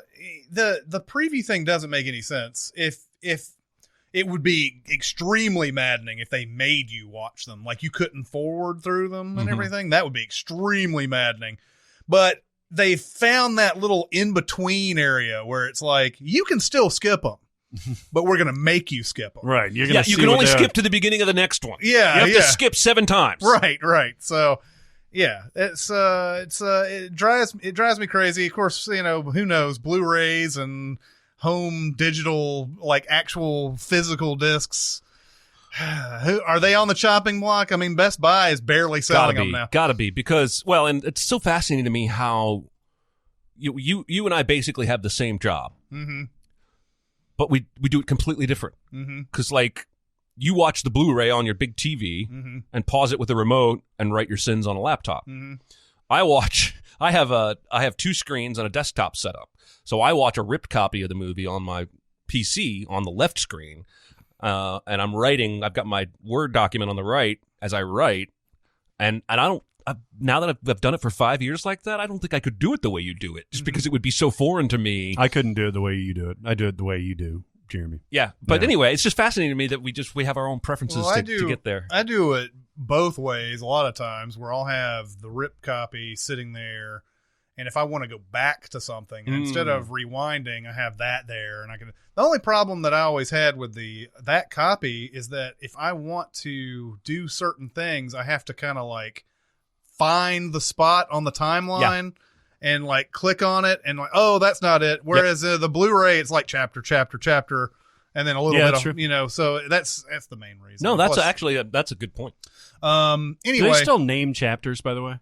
I think they do. They name each scene, right? It's and Clarabelle and there's the some museum or there's some movies that have 60 chapters. Yeah, Clarabelle at the museum. Yeah, at the museum. I want to watch the movie. Yeah, what was that movie from? Yeah, Harry Potter goes to feed the pigeons. But anyway. All right, Netflix has gotten too fucking big. I can't find anything in Netflix anymore that I didn't know about specifically. As I browse through, you guys heard about the paradox of choice? Yeah. Where if you have too much, it becomes too overwhelming, essentially, and it loses the novelty of having the variety in the first place, right? So when you get cable, and all of us in here have the cable and the premium packages and stuff, like the movie channels, where you can flip through and you can catch movies at different time points, get sucked into them, or say, oh yeah, this is why I didn't like it, and you go off. With Netflix, you're going to commit one way or another. It doesn't matter how long you commit. You have to literally select and say, I'm going to watch Santa Clarita Diet or something like that for X amount of time. And then I have to go out and find something else. And it goes back to when Aaron Dicer was on here a few weeks ago, and he was like, oh, you should watch A Futile and Stupid Gesture. And I had literally the day before had some free time, or the night before, and I was like, I'm going to watch Netflix. I'm going to find something. And it's something that really should have even like been recommended to me, because that's kind of right in my wheelhouse. It's about National Lampoon. But it didn't even come on my radar. It's something I knew was on Netflix and I wanted to watch, but I'm just overwhelmed by not only what's currently on there, but what's going to be on there tomorrow, because there's going to be like 50 more options tomorrow. It's also frustrating that I believe they are intentionally hiding some stuff because they want to push other stuff. Yeah, could be. And the way that their UI decides, okay, so what I'll do, and this happens frequently, is I'll go, I want to watch something. There's nothing on the movie channels. Let's see what's on Netflix. I go to Netflix. Well, what do I like? I'm going to click sci-fi. And there are sci-fi movies on Netflix that don't show up when I click that. And I don't know how they choose which dozen to show me there, or even if I just go and click movies, how do they decide which category to give me first? Yeah, I don't know. How do they decide? Like, I it's feel obviously like their originals are the top line. Well, yes and no. I don't think I've ever seen the Santa Clarita Diet suggested, mentioned, advertised anywhere on Netflix. And again, they've got 700 new shows and movies this year. So eventually they're going to get to a point where they can't promote even all their own shit. But it would be easier for me if you would just give me a goddamn alphabetized list. Just give me a white background and a bunch of blue links that turn purple after I've clicked them. List all the movies you have alphabetically or by category. But this whole thing with the thumbnails, you basically reduced your catalog to, you can only show me 3% of it. And yeah, I agree with you. It's maddening. I think I have slightly different issues with it than you do, but it's really hard to find what you're looking for. I tend to just go to the search and just start typing in. So it's yeah, but when you're browsing, when you're like, I'm kind of up for anything. I know what you're talking about. I'm just saying that, like, if I want to see something, I just go to that search, and the search is pretty powerful on Netflix. So, like, a lot of times within 2 letters, it already knows what you want. Porn. Yeah. P-O. Yeah, exactly.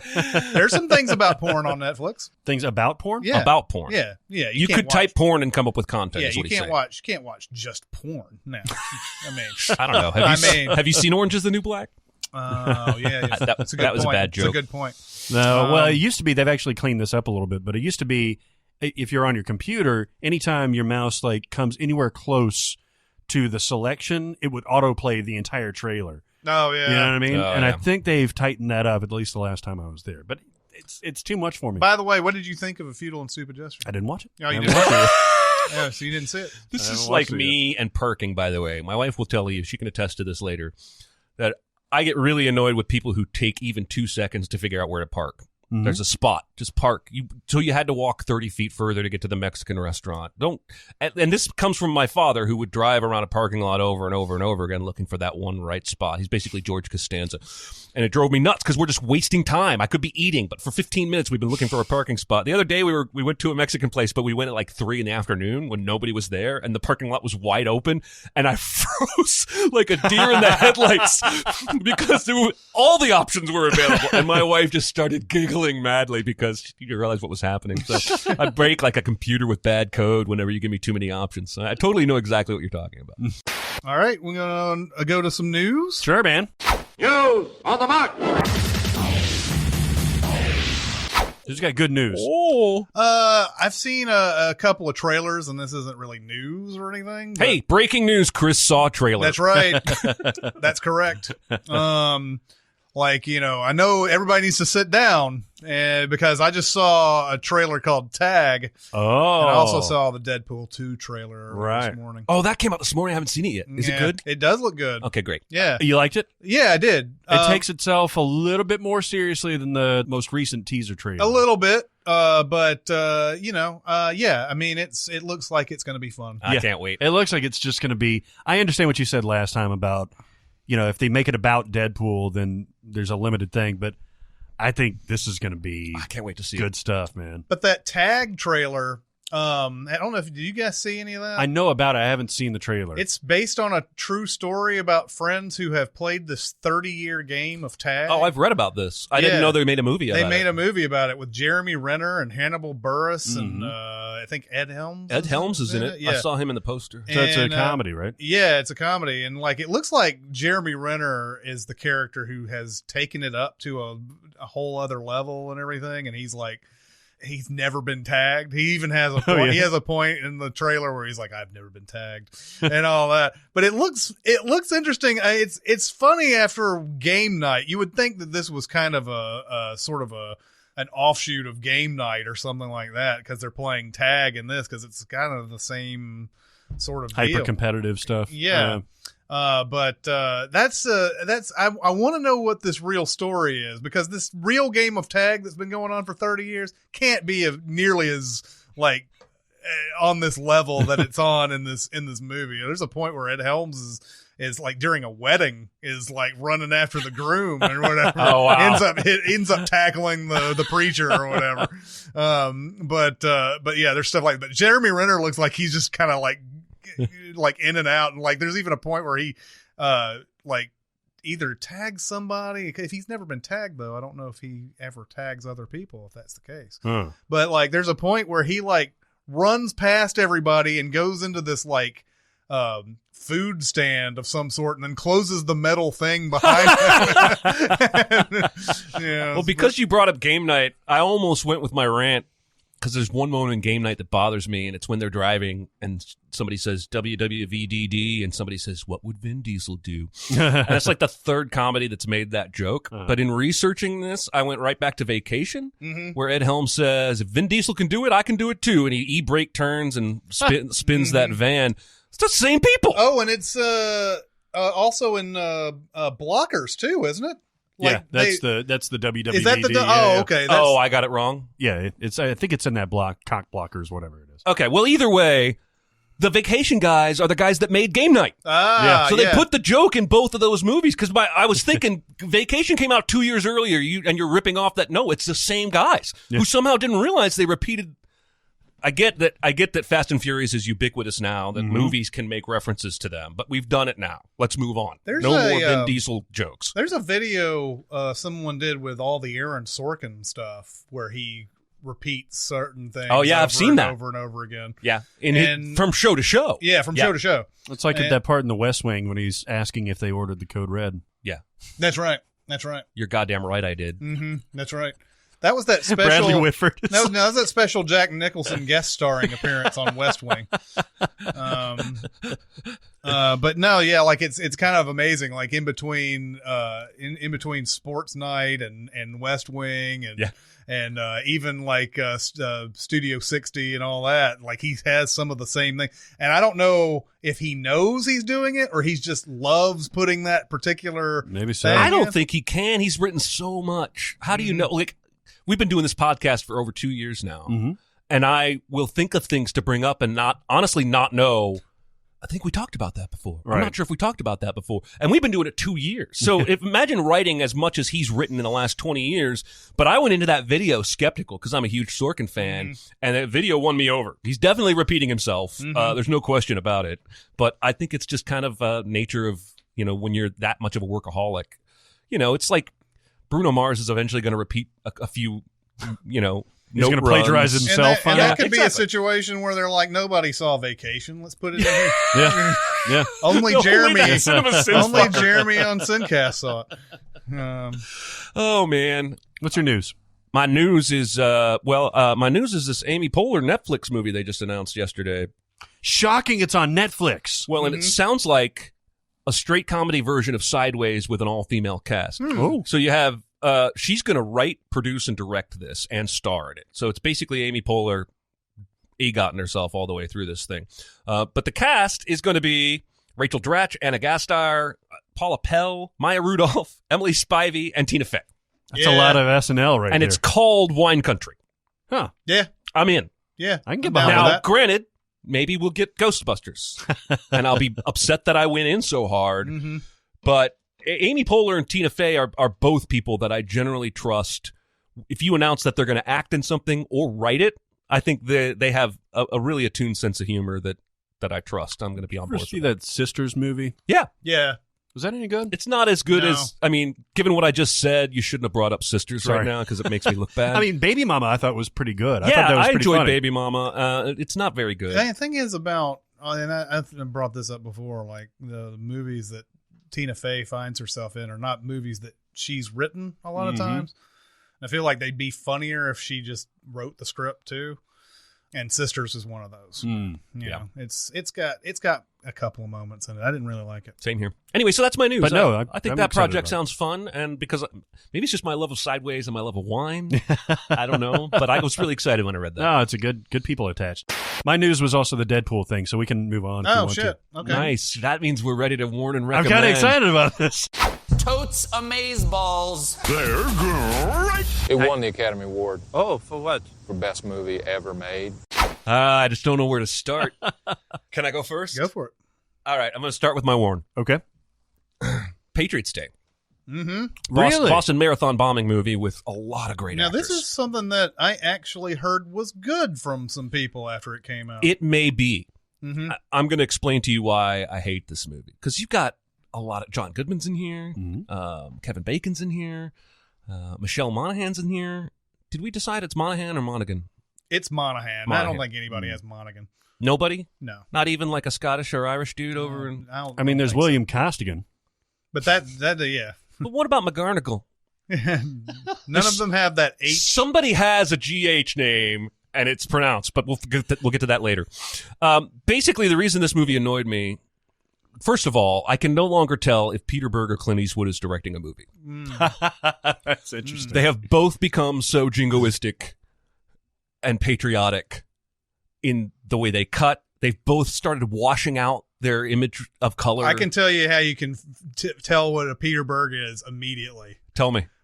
Anytime you see a shot out of a car where the camera is pointed one way, but the action is going the other way. Oh. He does that in every establishing shot. It seems like every little, like, there's all this, there's always this handheld type of shot that goes on in there. Like he'll have somebody kind of like in the left of the frame, and then the camera will kind of move over and like it'll block that person for a second and then it'll come back. He does those type of things. There's even a movie we did that wasn't Peter Berg, we send, that has a shot like that in it.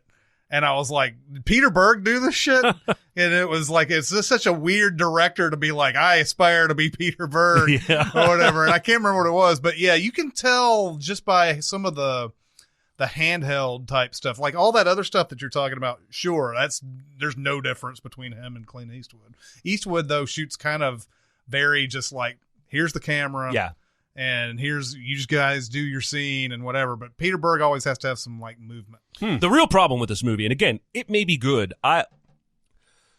It's Mark Wahlberg, and it's Mark Wahlberg's acting, which is too serious, and this is one of the only characters in this film that is completely fictional, and he's Boston Jesus.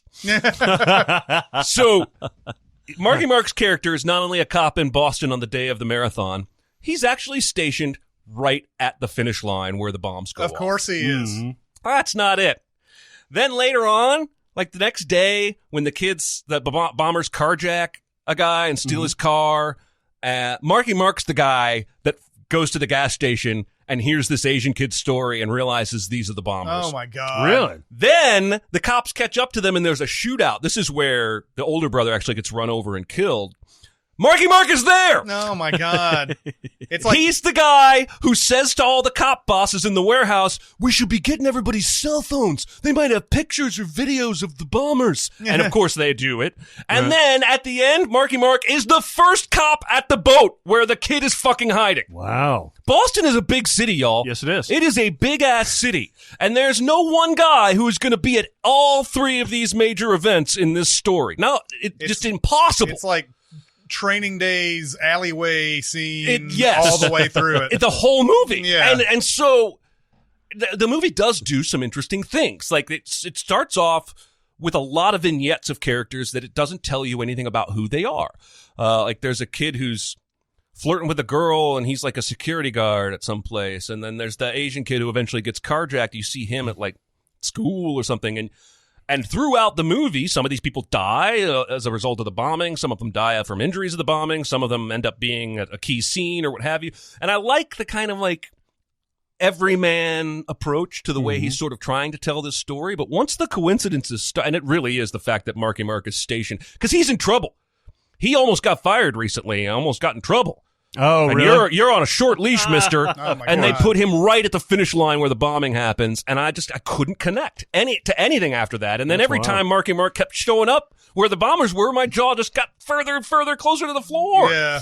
You just there's coincidence, and then there's pure insanity. Is also a situation where a movie came out so soon after the event that it's immediately ridiculous. Like, you know, like we all know this is not how it happened. Yeah. You might want to give this 20 or so years before like putting Mark Wahlberg in all these situations. Or just, I mean, God, if the story is that important to tell, you tell it. Don't fictionalize it. Like the city of Boston Somebody was there, responded to that amazingly well. And they caught those fuckers. Well, they caught the one that didn't die. But they didn't need a guy at every key location in order to do it. And once you movie-ize the story, you kind of rob what was cool about it in the first place, and that the city kind of came together, the cops working with the FBI, working with the state police. That's complicated shit. Like, I think you could have told that story in a really cool, compelling way. Instead, you fictionalized, it might as well have been played by The Rock. You got to have a name, though, for that. You've got to have a singular POV, I guess. Maybe to sell connect tickets, with but not to make good art. Yeah. Not to I make agree. a good film. And you could have given me 3 different characters. You could have had them all played by famous people. One who's at the bombing site. Hell, let them all have coffee afterwards together. Give them one scene together. Give them that De Niro Pacino coffee scene. One who was at the shootout in the street, and one who was at the boat. But the same guy can't be all 3 guys. Yeah. God damn it. It really pissed me off. So don't watch this movie. Don't watch it if you want to, but you're going to get really annoyed because he's basically Boston Jesus. Fucking annoying. Isn't that just Jesus? Yes. That's right. That's right. What do you recommend? It's Tom Brady. I don't have any warns, but my recommend, after we had fumbled through the Day of the Dead thing a couple of weeks ago, was told on Facebook, hey, you really need to go see this and everything. So I found it, I watched it, and I really like it. It's it's an 80s gore fest. It's if a movie's made in the 80s, then it has to have these like really like over the top blood and guts effects and stuff like that. But this is the third. This is the Dead, third right? one, yes. And it was 1985, it's this time it's sort of an underground military science laboratory type place or whatever. And the lab is trying to come up with this lab is trying to find specimens to sort of figure out how these zombies became zombies and everything. So like there's like scenes where they go underground and they basically call for the zombies to come in, and they trap them in these things, and then they take them to this doctor who's like fucking insane. The doctor is obviously doesn't really care much about like how zombies become zombies anymore. Is it schlocky? There's some parts, I mean, like intentionally, I guess. No, I mean, there's some parts in it that you could consider it that, because there is one zombie in there, the one main zombie in there that he's trying to teach all these different things from his old days or whatever, when he was living. When he's a human, yeah. Yeah, and so like they give him like these headphones, and he's like a zombie playing listening to headphones and stuff like that. It's all these little just like items that sort of try to remind him of his humanity and everything like that, and that's sort of his deal. And that comes off as funny sometimes. Yeah, I mean it can. It's actually, if you look at it a little bit, I don't know. It's more touching than anything. But I think if you were to just watch this with no context whatsoever, and you just see a zombie like with headphones or whatever, then yeah, it would be, it'd be a different kind of thing. But yeah, it's a movie where you don't get to see the main actresses in there is Lori Cardle, and she's the only female in this entire movie, but she's really strong, and like even though there's a lot of like real stupid like rapey kind of guys in here and everything, she's just, maybe they're not rapey. That may be a bad way to call them. They're really just bad dudes, real violent bad dudes, and they're ready to just kill all the scientists. The military people are ready to kill all the scientists because they don't think they're getting anywhere. But the problem is, here's the main thing with the movie is they're surrounded on all sides by zombies, and they don't have enough weaponry to get past them all. So they have to stay down under this thing. And the whole thing is these scientists, well, maybe we can come up with a cure or something like that. And the military guys are kind of like, I'm ready to go out and I'm ready to just, wail on these. You can't. You don't have enough firepower to do it. So it's really well done. So I recommend it. Would you say that there's a subtext to this one too, or is it more straight up I don't know, that military versus science type of thing. The sort of I guess the brain versus brawn type of thing. I don't know if there is some sort of, because even one of the scientist guys is not somebody you would want to like emulate or anything like that. But the other science people are really in there. They're in it for the science, not the money. But like there's got to be something there, like because the brawny guys really just don't care about what the scientists are even coming up with and all that. There's got to be something about that. Like we're sort of favoring brawn over brains these days. That type of subtext could be read into it and everything. All right, I've got a warn amend. Oh, I like that twistiness of that. Because I'm almost 50-50 on this movie. Is it 50-50? No. So I watched The Circle. Oh. Fully intending to hate this movie. So this is Emma Watson, Tom Hanks, John Boyega, all those really talented people in this. Patton Oswalt is in this. Bill Paxton in his last movie performance is in this. And so, man, I was like, this is going to be some shit. It's on Amazon Instant. And threw it in there. And it's not good. Okay? It's not good. But there's a lot of good stuff in this. Like the ideas and the concepts that this movie floats are hilariously plausible. It's exactly what you expect. It's about a big tech corporation, insert Google or Apple in here, that is codifying data, that is essentially hoarding data. Now, we've seen that recently come up with Cambridge Analytica and Facebook and all that stuff. And they want to literally collect data on the entire world, completely open and transparent, meaning that they're going to spy on everybody. The conceit is that, we'll bring down dictators and we'll bring social justice to the world if you can see it, right? And Emma Watson plays the new hire that gets in and becomes like a superstar in the company. The Ryan Phillippe role. Exactly. And basically, says eventually, takes almost the entire movie, but eventually says, maybe this is not the best idea. And it's cheesy in some parts. John Boyega shows up for maybe like 5 minutes of the entire movie. He's completely wasted. Hanks gives a over-the-top performance, but it's not that bad. Emma Watson's accent, for whatever, she can do a good American accent. She was in The Perks of Being a Wallflower and was a perfect American accent. She completely forgets how to do an American accent, even though she's supposed to be American in this movie. But there's just enough in this movie that I think if you guys watched it, I think you probably find some good stuff in this. I think when it came out, like they were pushing ideas that very few people believed were possible. And we've just seriously recently seen what is possible. And we've probably only seen like the tip of the iceberg. So I don't know. I think it's got some stuff to say. Nobody's going to get in trouble.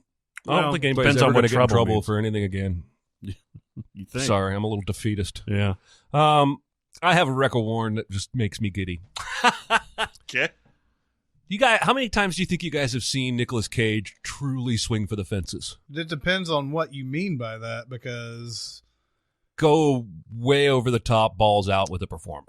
Snake Eyes. I just saw Snake Eyes. Probably been since. I'll just answer for you. You have never seen it until you watch this movie called One Man Army. Flipping on the pay channels yesterday. Thank God I found this. And I see One Man Army. I've never heard of that. What is that? It sounds like some Marky Mark Peter Berg joint.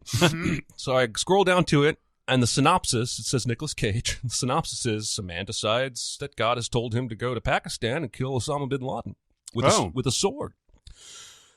And I thought, this is going to be my warn for the week. All I have to do is spend an hour and a half watching this, and I'm going to have so much fodder for my warn. So I flip over. This is based on a true story. He's so far unhinged and over the top, I have never seen him. Like, I would say this performance is so bad, it eventually gets good. His voice is super high-pitched. He's got long, stringy, white-gray hair and a ponytail. He's wearing glasses. Russell Brand's playing God. Shows up to him in the doctor's office on like an EKG machine and tells him to go to Pakistan and kill Osama bin Laden. But as the movie progressed, I found myself laughing out loud several times. And I think what we have here is a performance that ultimately is still way too much in a movie that could have worked in the hands of like an Alexander Payne. Because like there's a very comedic bit where he's trying to explain to the airline girl why he should be allowed to bring his sword on the plane with him because God told him to go kill Osama bin Laden. Because like in this guy's world, there's no reason people should react to that statement with any kind of awe. It's just a fact. God told me to do this. And eventually God has to show up on the airline board above the girl and tell him, just check the sword. And so he's like, yes, Lord. And he checks the sword and gets on the plane. Flies. His plan is to go to a mountain in Israel and use a kite glider to glide into Pakistan to the cave where he's had a vision of Osama bin Laden, the cave where Osama is, and kill him. And like he gets to the point where he's in Israel on top of this mountain with a kite, and like the music builds and he's like ready, and you're only like 40 minutes into the movie, so you're not really sure what's about to happen. And we see a shot from behind him as he runs, and the music swells, and he jumps, and he's like, whoa! And then immediately, it just sinks, and you hear like this crashing noise in the rocks below, and it cuts to him like in America with his leg in a cast. Shit. And then later on, God visits him again and says, you didn't do your mission. So he goes back, and he spends about 40 days wandering around Pakistan and Islamabad trying to find people who know where Osama bin Laden is. But like when he first gets there, there's some comedy with the culture clash, and then it cuts to him in a bed. And like the 6 a.m. prayer speaker goes off for Muslims or whatever. And like he sits up really fast and hits his head on something. And there's comedy here that's good. But the direction is a little lacking and the performance is way too unhinged. Wow. And should have been brought back. But by the time I was done watching it, I had laughed enough. I part want to recommend it and part want to warn you against it. You need to know what you're getting into. This is one of the most bonkers movies you're ever going to see. He has this extended vision sequence where he meets Osama bin Laden, and Osama bin Laden has been hunting him the whole time because God told Osama bin Laden to come kill this guy. And they meet in a cave and it explodes. It's just... I had so much fun watching this movie. That sounds insane. Ultimately, that's why I'm recommending. I was smiling ear to ear by the time I was done, even though there's a lot of crap in here. And it takes a good 20 minutes to even just get used to what Nicolas Cage is doing. Wow. But yeah, he clearly had a producer and a director that said, we're not going to give you any notes. You just do you. And he did. Wow. Anyway, Larry Charles directed that. Who's that? Larry Charles he was on Seinfeld, or he helped write a lot of Seinfeld. Okay. He did Masked and Anonymous, which is the Bob Dylan movie, and Borat. Oh, interesting. Borat and Religulous and all that. So this is called Army of One. You said One Man Army, but Army of One. Well, see, yeah. You can watch it and not remember what the title is. So it's called An Army of One? Army of One, yeah. It's got a lot of comedic actors in it, too. Paul Scheer, Will Sasso, and all that. They're in super tiny roles. So I'm guessing it's supposed to be funny. I mean... I feel like the reason I said Alexander Payne is it reminded me, when it was working, it reminded me more of Election than anything else in terms of, I don't know why, but just the tone of the comedy. And 3 or 4 jokes just hit really good, and I was laughing out loud. I'm down for unhinged Nick Cage, man. Well, I was going to say, as far as when you asked that question, when's the last time you saw him, whatever, was I going to say Bad Lieutenant, Port of Call, New Orleans. That's where I thought the last time he was just really going crazy. Of course, that's also a Werner Herzog. I think he just kind of like wanted him to do that. And the whole movie is insane and bonkers. So it doesn't mean that, he was going to do that anyway. I mean, I don't know if Nicolas Cage was going to be that way anyway, but Werner Herzog actually all around the Nicolas Cage performance is making everything insane. Because we get more, Nicolas. Yeah, yeah, exactly. I need a bit more from you. Yeah. Yeah, nobody's ever said that. I'm going to shoot this random shot of a lizard, and I need Nicolas Cage acting bonkers in the background. Well, that line in The Rock that we always quote as being so over the top about Zeus's butthole or whatever. Yeah. That's a good example of Nicolas Cage peaking out performance-wise, to use an audio metaphor. This whole movie is that. Yeah. And you just watch it for 10 minutes. And you'll enjoy that aspect of it, even if nothing else hooks you. I'm down. I'll watch it. Are we ready for some questions? Yeah, let's do it. Question. I got something to say. I want the truth. I am listening. If you could make a biopic for a band, what band would you choose? A band. And who would you cast as band members, and who would you get to direct the film? The mind runs wild. It sure does. Well, and like you said in the email, it's tricky because there are very few movies about bands that turn out very good. Am I right? Am I missing something? The Doors. I liked The Doors. The Doors wasn't for everybody, and Straight Outta Compton I thought was very successful. And Almost Famous if you want to do a fictional band. Right, but we're talking about like a biopic of a band. How many have really? I don't know. I really don't. There's been a lot. Yeah, but how many have been good? Oh, yeah, not very many. Yeah. But now we're charged with bucking the trend. That's right. All right, what do you got for us? Oh, you want me to go first? I'll go first. I don't care. I picked the Smashing Pumpkins. Interesting. And this is a good time, too, because they're about to go on tour again. That's right. Without Darcy, even though she's in my movie. Yeah, a lot of drama in this. Now, I feel like the band has had a lot of tumult over the years, up and down, a lot of turnover, at least beyond James Iha and Billy Corgan. I remember reading lots of stories about fighting and the difficulties and the whatnot. And, I know for a fact that I've read about how anal retentive Billy Corgan is in the studio. Yes. And the reason you get some of these big, huge amphitheater guitar riff sounds is because he literally recorded the same lick, same notes and all, 1,000 times and layered them all on top of each other. And there's a reason Smashing Pumpkins guitar work sounds like nothing else. Yeah. Because nobody else is that anal retentive. I figure he's got to be like that in other areas of life. So we could be looking at a lot of drama and screaming and yelling here. Yes. And I think that could be cool. So we're going to go back to the heyday, right when they were at their peak. And we're going to cast as Billy Corgan, Michael Pitt. Because when you shave his head, he's got an intense face. Yeah. And Billy Corgan's face is intense. All right. And then for James Iha, I went with Stephen Yeun from The Walking Dead. Oh, that's a good pick. Yeah. I actually tried. Like, I went and Googled a bunch of Asian actors who are up and coming who haven't even made American films yet, but will probably be the next. I wanted to try, but I just went with an Asian guy I knew. Yeah. For Darcy, I'm going with Mackenzie Davis. Yeah. Blonde, tall, skinny. Yeah. Mostly, I just love Mackenzie Davis. I don't want to see her in rock and roll gear with a guitar. Yes.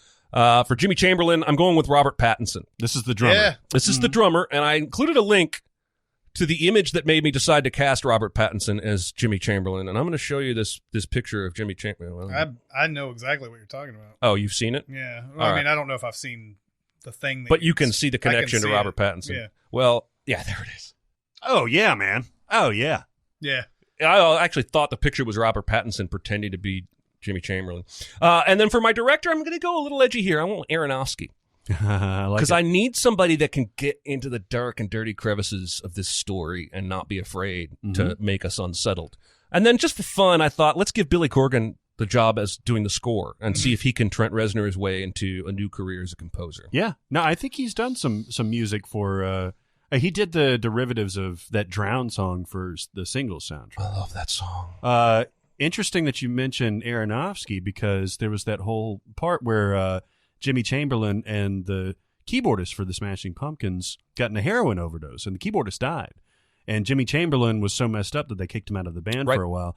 And Aronofsky can do some drug addiction, obviously. We've seen that. We've seen that. No, I like that. I would watch the shit out of that. Yeah. And I just thought maybe they came to my head because they're in the news with this new tour and everything. But there's a band with lots of drama to their story that I think could make a compelling film. Yes. Anyway.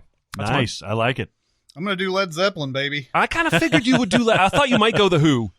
But Led Zeppelin that's perfect. Yeah, Led Zeppelin, obviously as one of those all-time great rock bands, probably have lots of stories to tell. And in fact, I've read one of the biographies by their former manager, Richard Cole, which, they all came out and said, this is bullshit and whatever.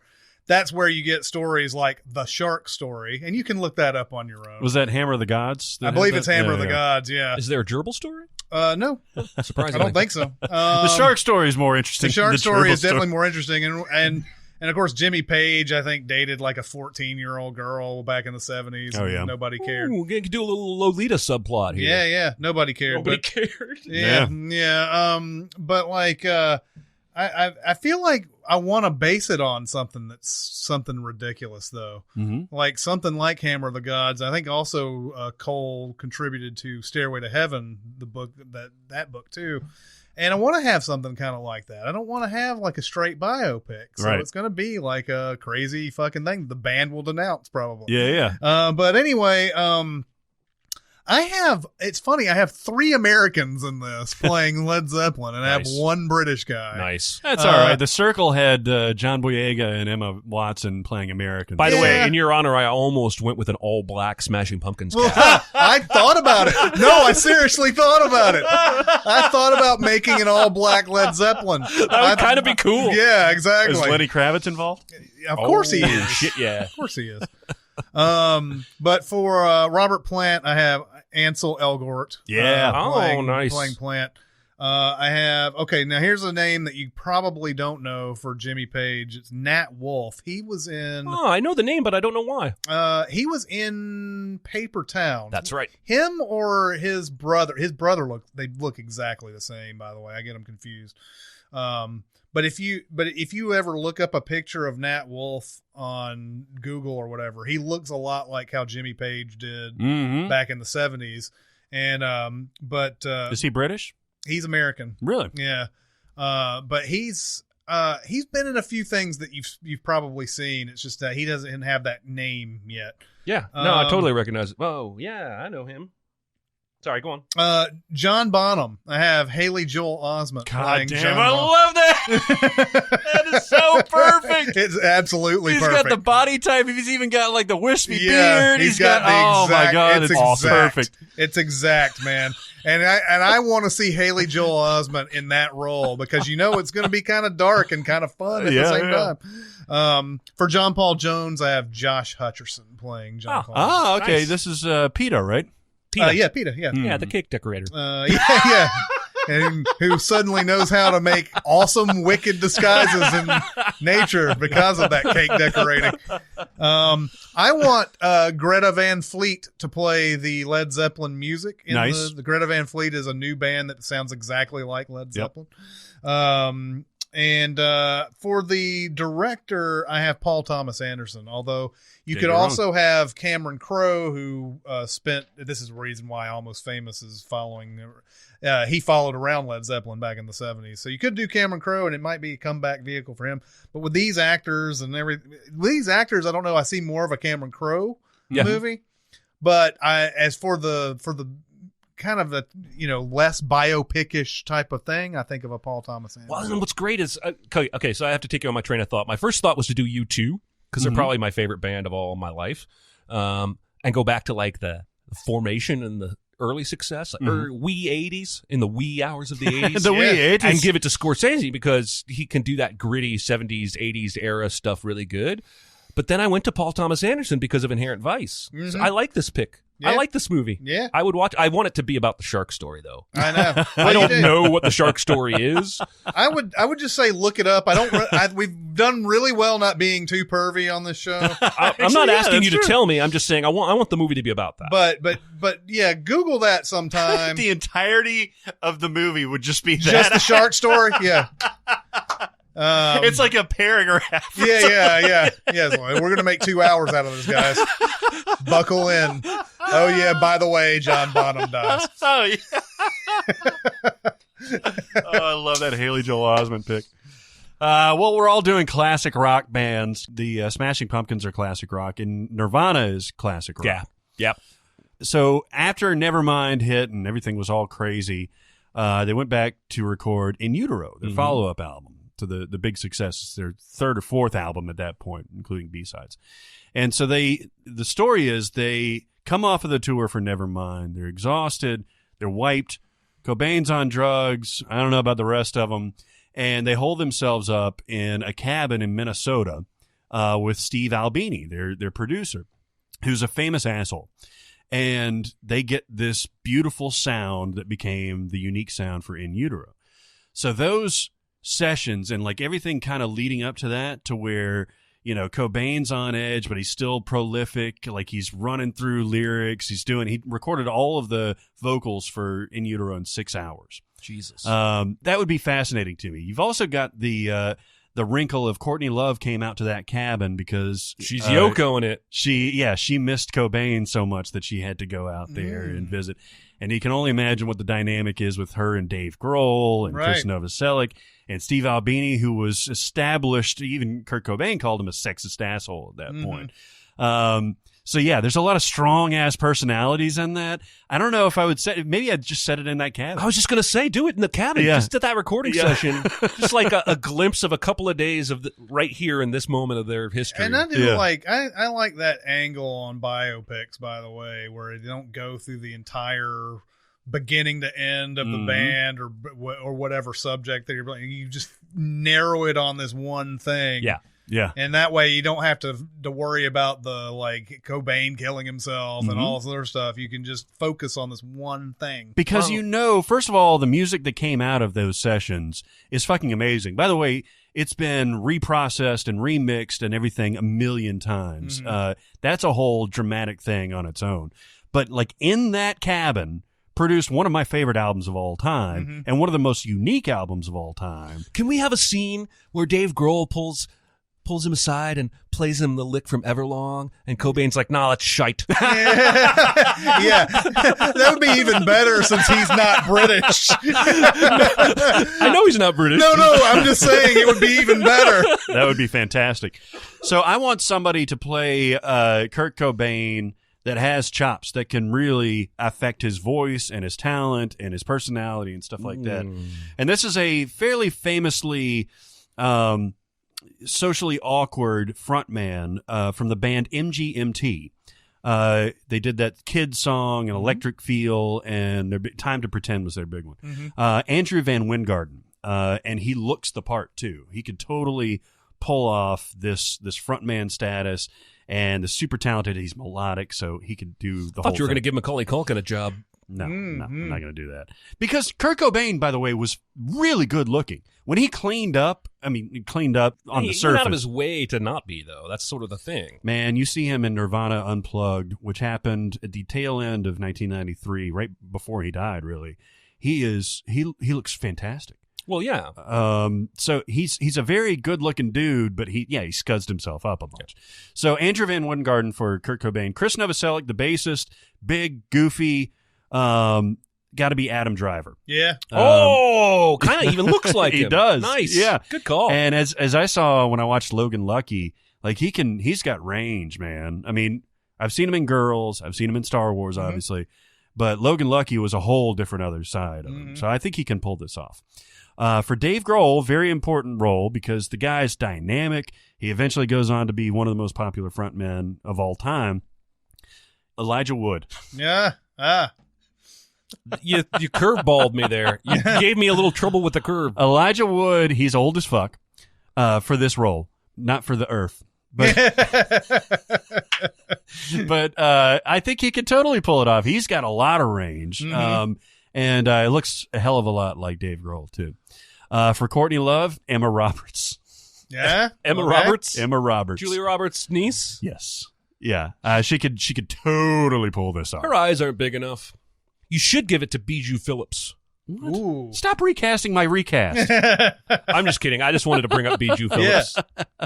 No, Emma Roberts can play that rundown. No, she's done home it. record. And if there's type of anybody thing. who would know stuff about bands and drama about bands, it'd be Bijou Phillips, because No. that whole family, man. That's true. Some crazy That's true. shit. I was thinking about Bijou Phillips on my way down here today. I don't know why. I was thinking about that movie Havoc, where she and Anne Hathaway rolled dice to see how many gang members they're going to fuck. Oh, that's right. As their initiation into the gang. Movie's fucked up, man. And I was thinking, man, Bijou Phillips has been in a lot of movies where, and then I realized, Hollywood probably has typecast her as the girl we call for the role that's too slutty for anyone else. Mm-hmm. And I'm not making fun of her, right? But between that and the Harmony Korine movie she made, and Black and White with James Toback, like she's just trashy, slutty in so many of these movies. It's kind of not fair. She's a good actress. By the way, I believe it was Havoc where Anne Hathaway was talking to Mark Maron and said something about how that was one of the movies where she had to do a nude scene and it was a closed set. But she noticed that there were two dudes like just kind of like up in the rafters or something like that, just watching. What? That is fucked up. Yeah. Holy shit. Yeah. All right. That is fucked up. That is fucked up. But Emma Roberts playing. Emma Roberts. Sorry. Sorry. / Bijou Phillips. That's right. You guys don't know who Steve Albini is. I don't know if you do. I've heard the name, and I think he was even on that. Wasn't he even on that Foo Fighters thing on HBO? Sound City? I just know he's got pale skin and red eyes. That's right. That's correct. That's correct. Well, Paul Bettany played him in the Da Vinci He was self-flagellating. He was. Steve Zahn is going to play Steve Albini. Okay. He looks like if you called up a mental picture of a music producer from that period, he looks like that. Okay. Well, so he kind of played like an asshole dude in Treme. Yeah. He wasn't like a dickish producer or anything. He was as low on the totem pole as you could get, but he was very, very particular about his music. He was. Yeah. So yeah, those fucking music guys. Yeah. And the director's going to be Damien Chazelle. Yeah. Okay. Guy that's got a great, like I could see You're gonna something. rough up his edges though, aren't you? Well, I don't think so, because I could see him filming in a tight, claustrophobic.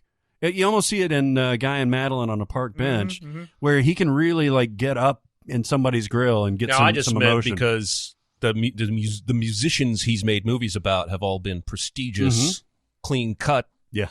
And now he's diving into the world of drugs and shotguns. Yeah. Oh. That's right. That's right. Sorry. A cabin in the woods. That's right.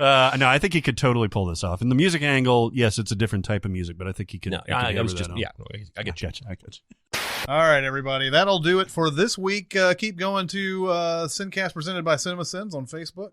You've gotten a lot of comments recently. I have gotten quite a bit of comments. Really appreciate that. And I do like responding on there because everybody's got new information, man. They got new things. It's like an extension of the new shit. That's right. He's not privy to the new shit, man. I mean, fuck, man. She kidnapped herself.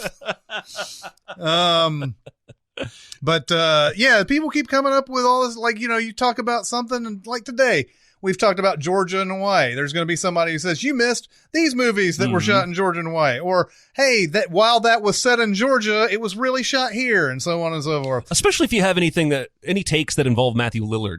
Yes, bring those comments. Oh, yeah. As much Matthew Lillard. If you have personal experience with Matthew Lillard, please tell me what it is. That's hilarious that Georgia and Hawaii both encompass somehow, Matthew Lillard. some way. Keep going there. Keep going to SoundCloud. Keep going to our Cinemasins Twitter page. Reddit. We've got a million ways to comment on this here episode and many more. But that'll do it for this week. It's Chris Atkins and Jeremy Scott and Barrett Sher. We'll see you next time. Thanks for listening. Comment on our episodes on our SoundCloud page. Check us out on YouTube, Twitter, Facebook, and Reddit. And be sure to visit cinemasins.com.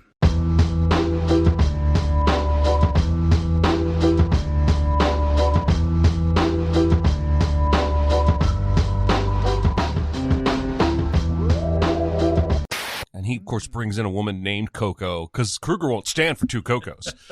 But there's a whole other episode when Jerry's buying the car from Putty, where he does the grease monkey thing, and then for a bit he's like, I don't care for that term.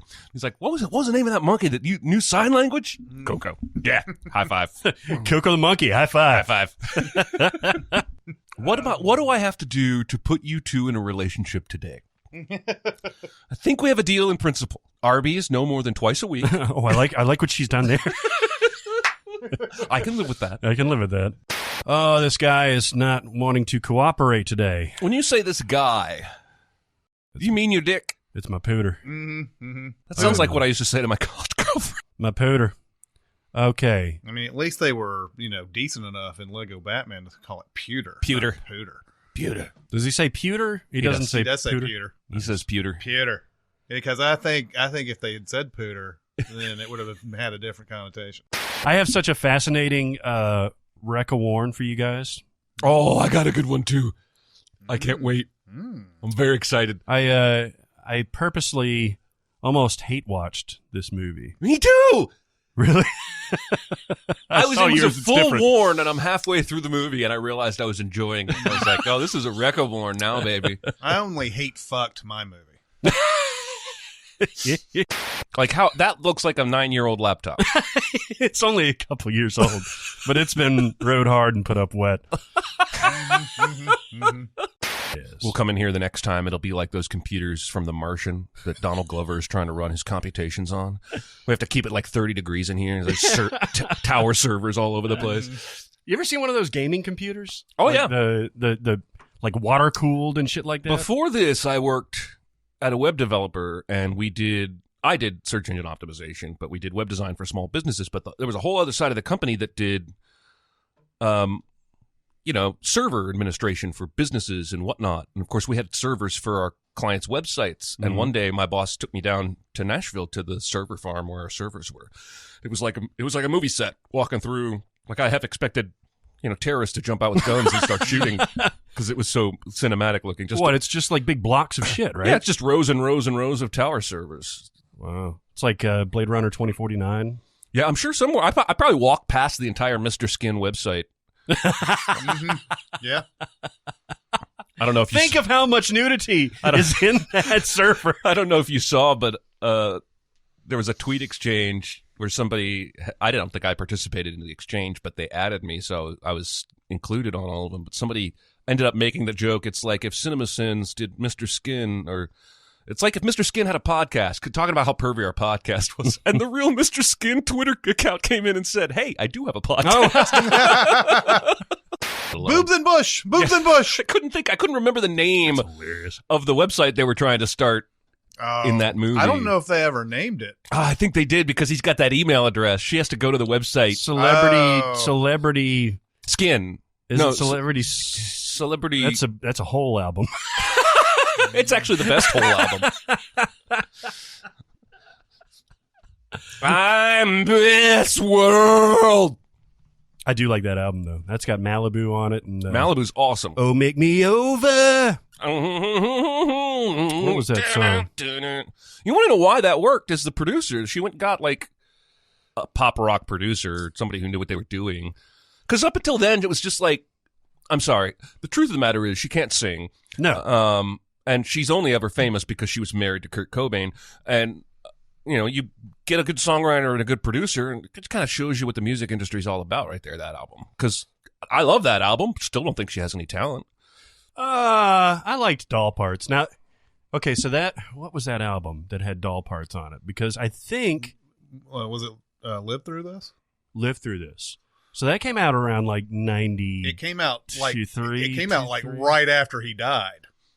Like 94. Live Through This did? I think it did. Oh. It was like either right after or it was like maybe a few months after. That's right. Celebrity Skin was 98. Well, and by the way, that it's Flesh of the Stars was the website. Flesh of the Stars. FleshoftheStars.com. Live Through This was 94. You're April 12th, 1994. Good call there, sir. And he died on like April 10th or something like that. It was something crazy like that. 4th, it was like right after. Seriously, like right after. Wow. Okay, so he died April 5th. Wow. So the album came out April 12th, 1 week later. When I used to work at Barnes & Noble, like I would get anxiety if the line at the front, the bookseller line, Mm-hmm. like if it got 5 deep, like I was swarm like in Brentanas. Yeah. Like everybody up here right now, we've Yeah. got 5 people to take care of. Yeah. Yeah. I'm the And, same way about that. I always hated lines about, and even when I'm working at a place and I'm not standing in line, Mhm. I always hated the line just looking at it. Like 5 people deep and you have somebody, like do an inventory and crap. Yeah, And exactly. you're like, Fucking jump on the I'm like, register, man. No. Why are we so concerned about how much Starburst we have right now? You are going to love this because Kroger for sure, and I'm guessing most chains will be there soon, but Kroger is going to start testing this basically self-checkout. It's not self-checkout as you know it, like you scan. It's basically every item you put in your cart is scanned as you put it in your cart. Ooh. And I don't know if this is app-based or if there's like a little widget on your cart, but basically by the time you get to where you would check out, everything's already been scanned. All you have to do is swipe your card and walk the fuck out. I'm down with It's kind of that. like the Amazon store out in Yeah, Oregon, exactly. right? Only Except- that one's even more. That Like- one you don't even have to swipe anything. Yeah, you pay for it. And it's not scanning anything. They're using cameras to tell what you're so- picking up. I'm down with that. I'm down with it, man. I know. I mean, it's Yeah. going to make shoplifting harder. Yeah. Yeah. Yeah. That's why true. Barrett's upset about it. Damn it. All old people do it. I'm old. I don't know. I'm confused. Chiwetel's in a movie I saw last night that was bonkers. Oh, yeah? You know when you catch one of these movies and you're like, how the fuck does this movie get made with all these people in it and I've never heard of it? Mm-hmm. That's what happened last night. Ray Liotta, Chiwetel is in it, LL Cool J, and How did they ever Mackay- get that murderers? Mackay Pfeiffer, and like Ray Liotta is like a DA, and his assistant DA was raped and murdered her rapist, but they're not sure. They think she might have consensually. And it's basically he's trying to investigate this potential crime. Everybody seems to be dirty, and there's like a Kaiser Soze character they keep calling Danny that no one's ever seen. I'm spoil the movie. Turns out to be Chiwetel. So it's basically Righteous Kill. I don't know, but She would tell, but what did I say? something else. Okay, that guy. But anyway, I want to tell you about this because there's a scene where Ray Liotta actually goes to this address. He's following a lead, and he realizes while he's there, this is where Danny lives. That's this mysterious criminal mastermind no one's ever seen.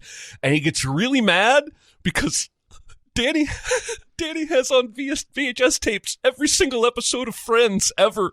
And like Ray Liotta's like, this motherfucker has every episode of Friends. I'm definitely going to kill him now. Oh my God. He gets extra mad because he hates Friends, and Danny, this mastermind, loves it. I thought you guys would appreciate that. Wow. That's crazy.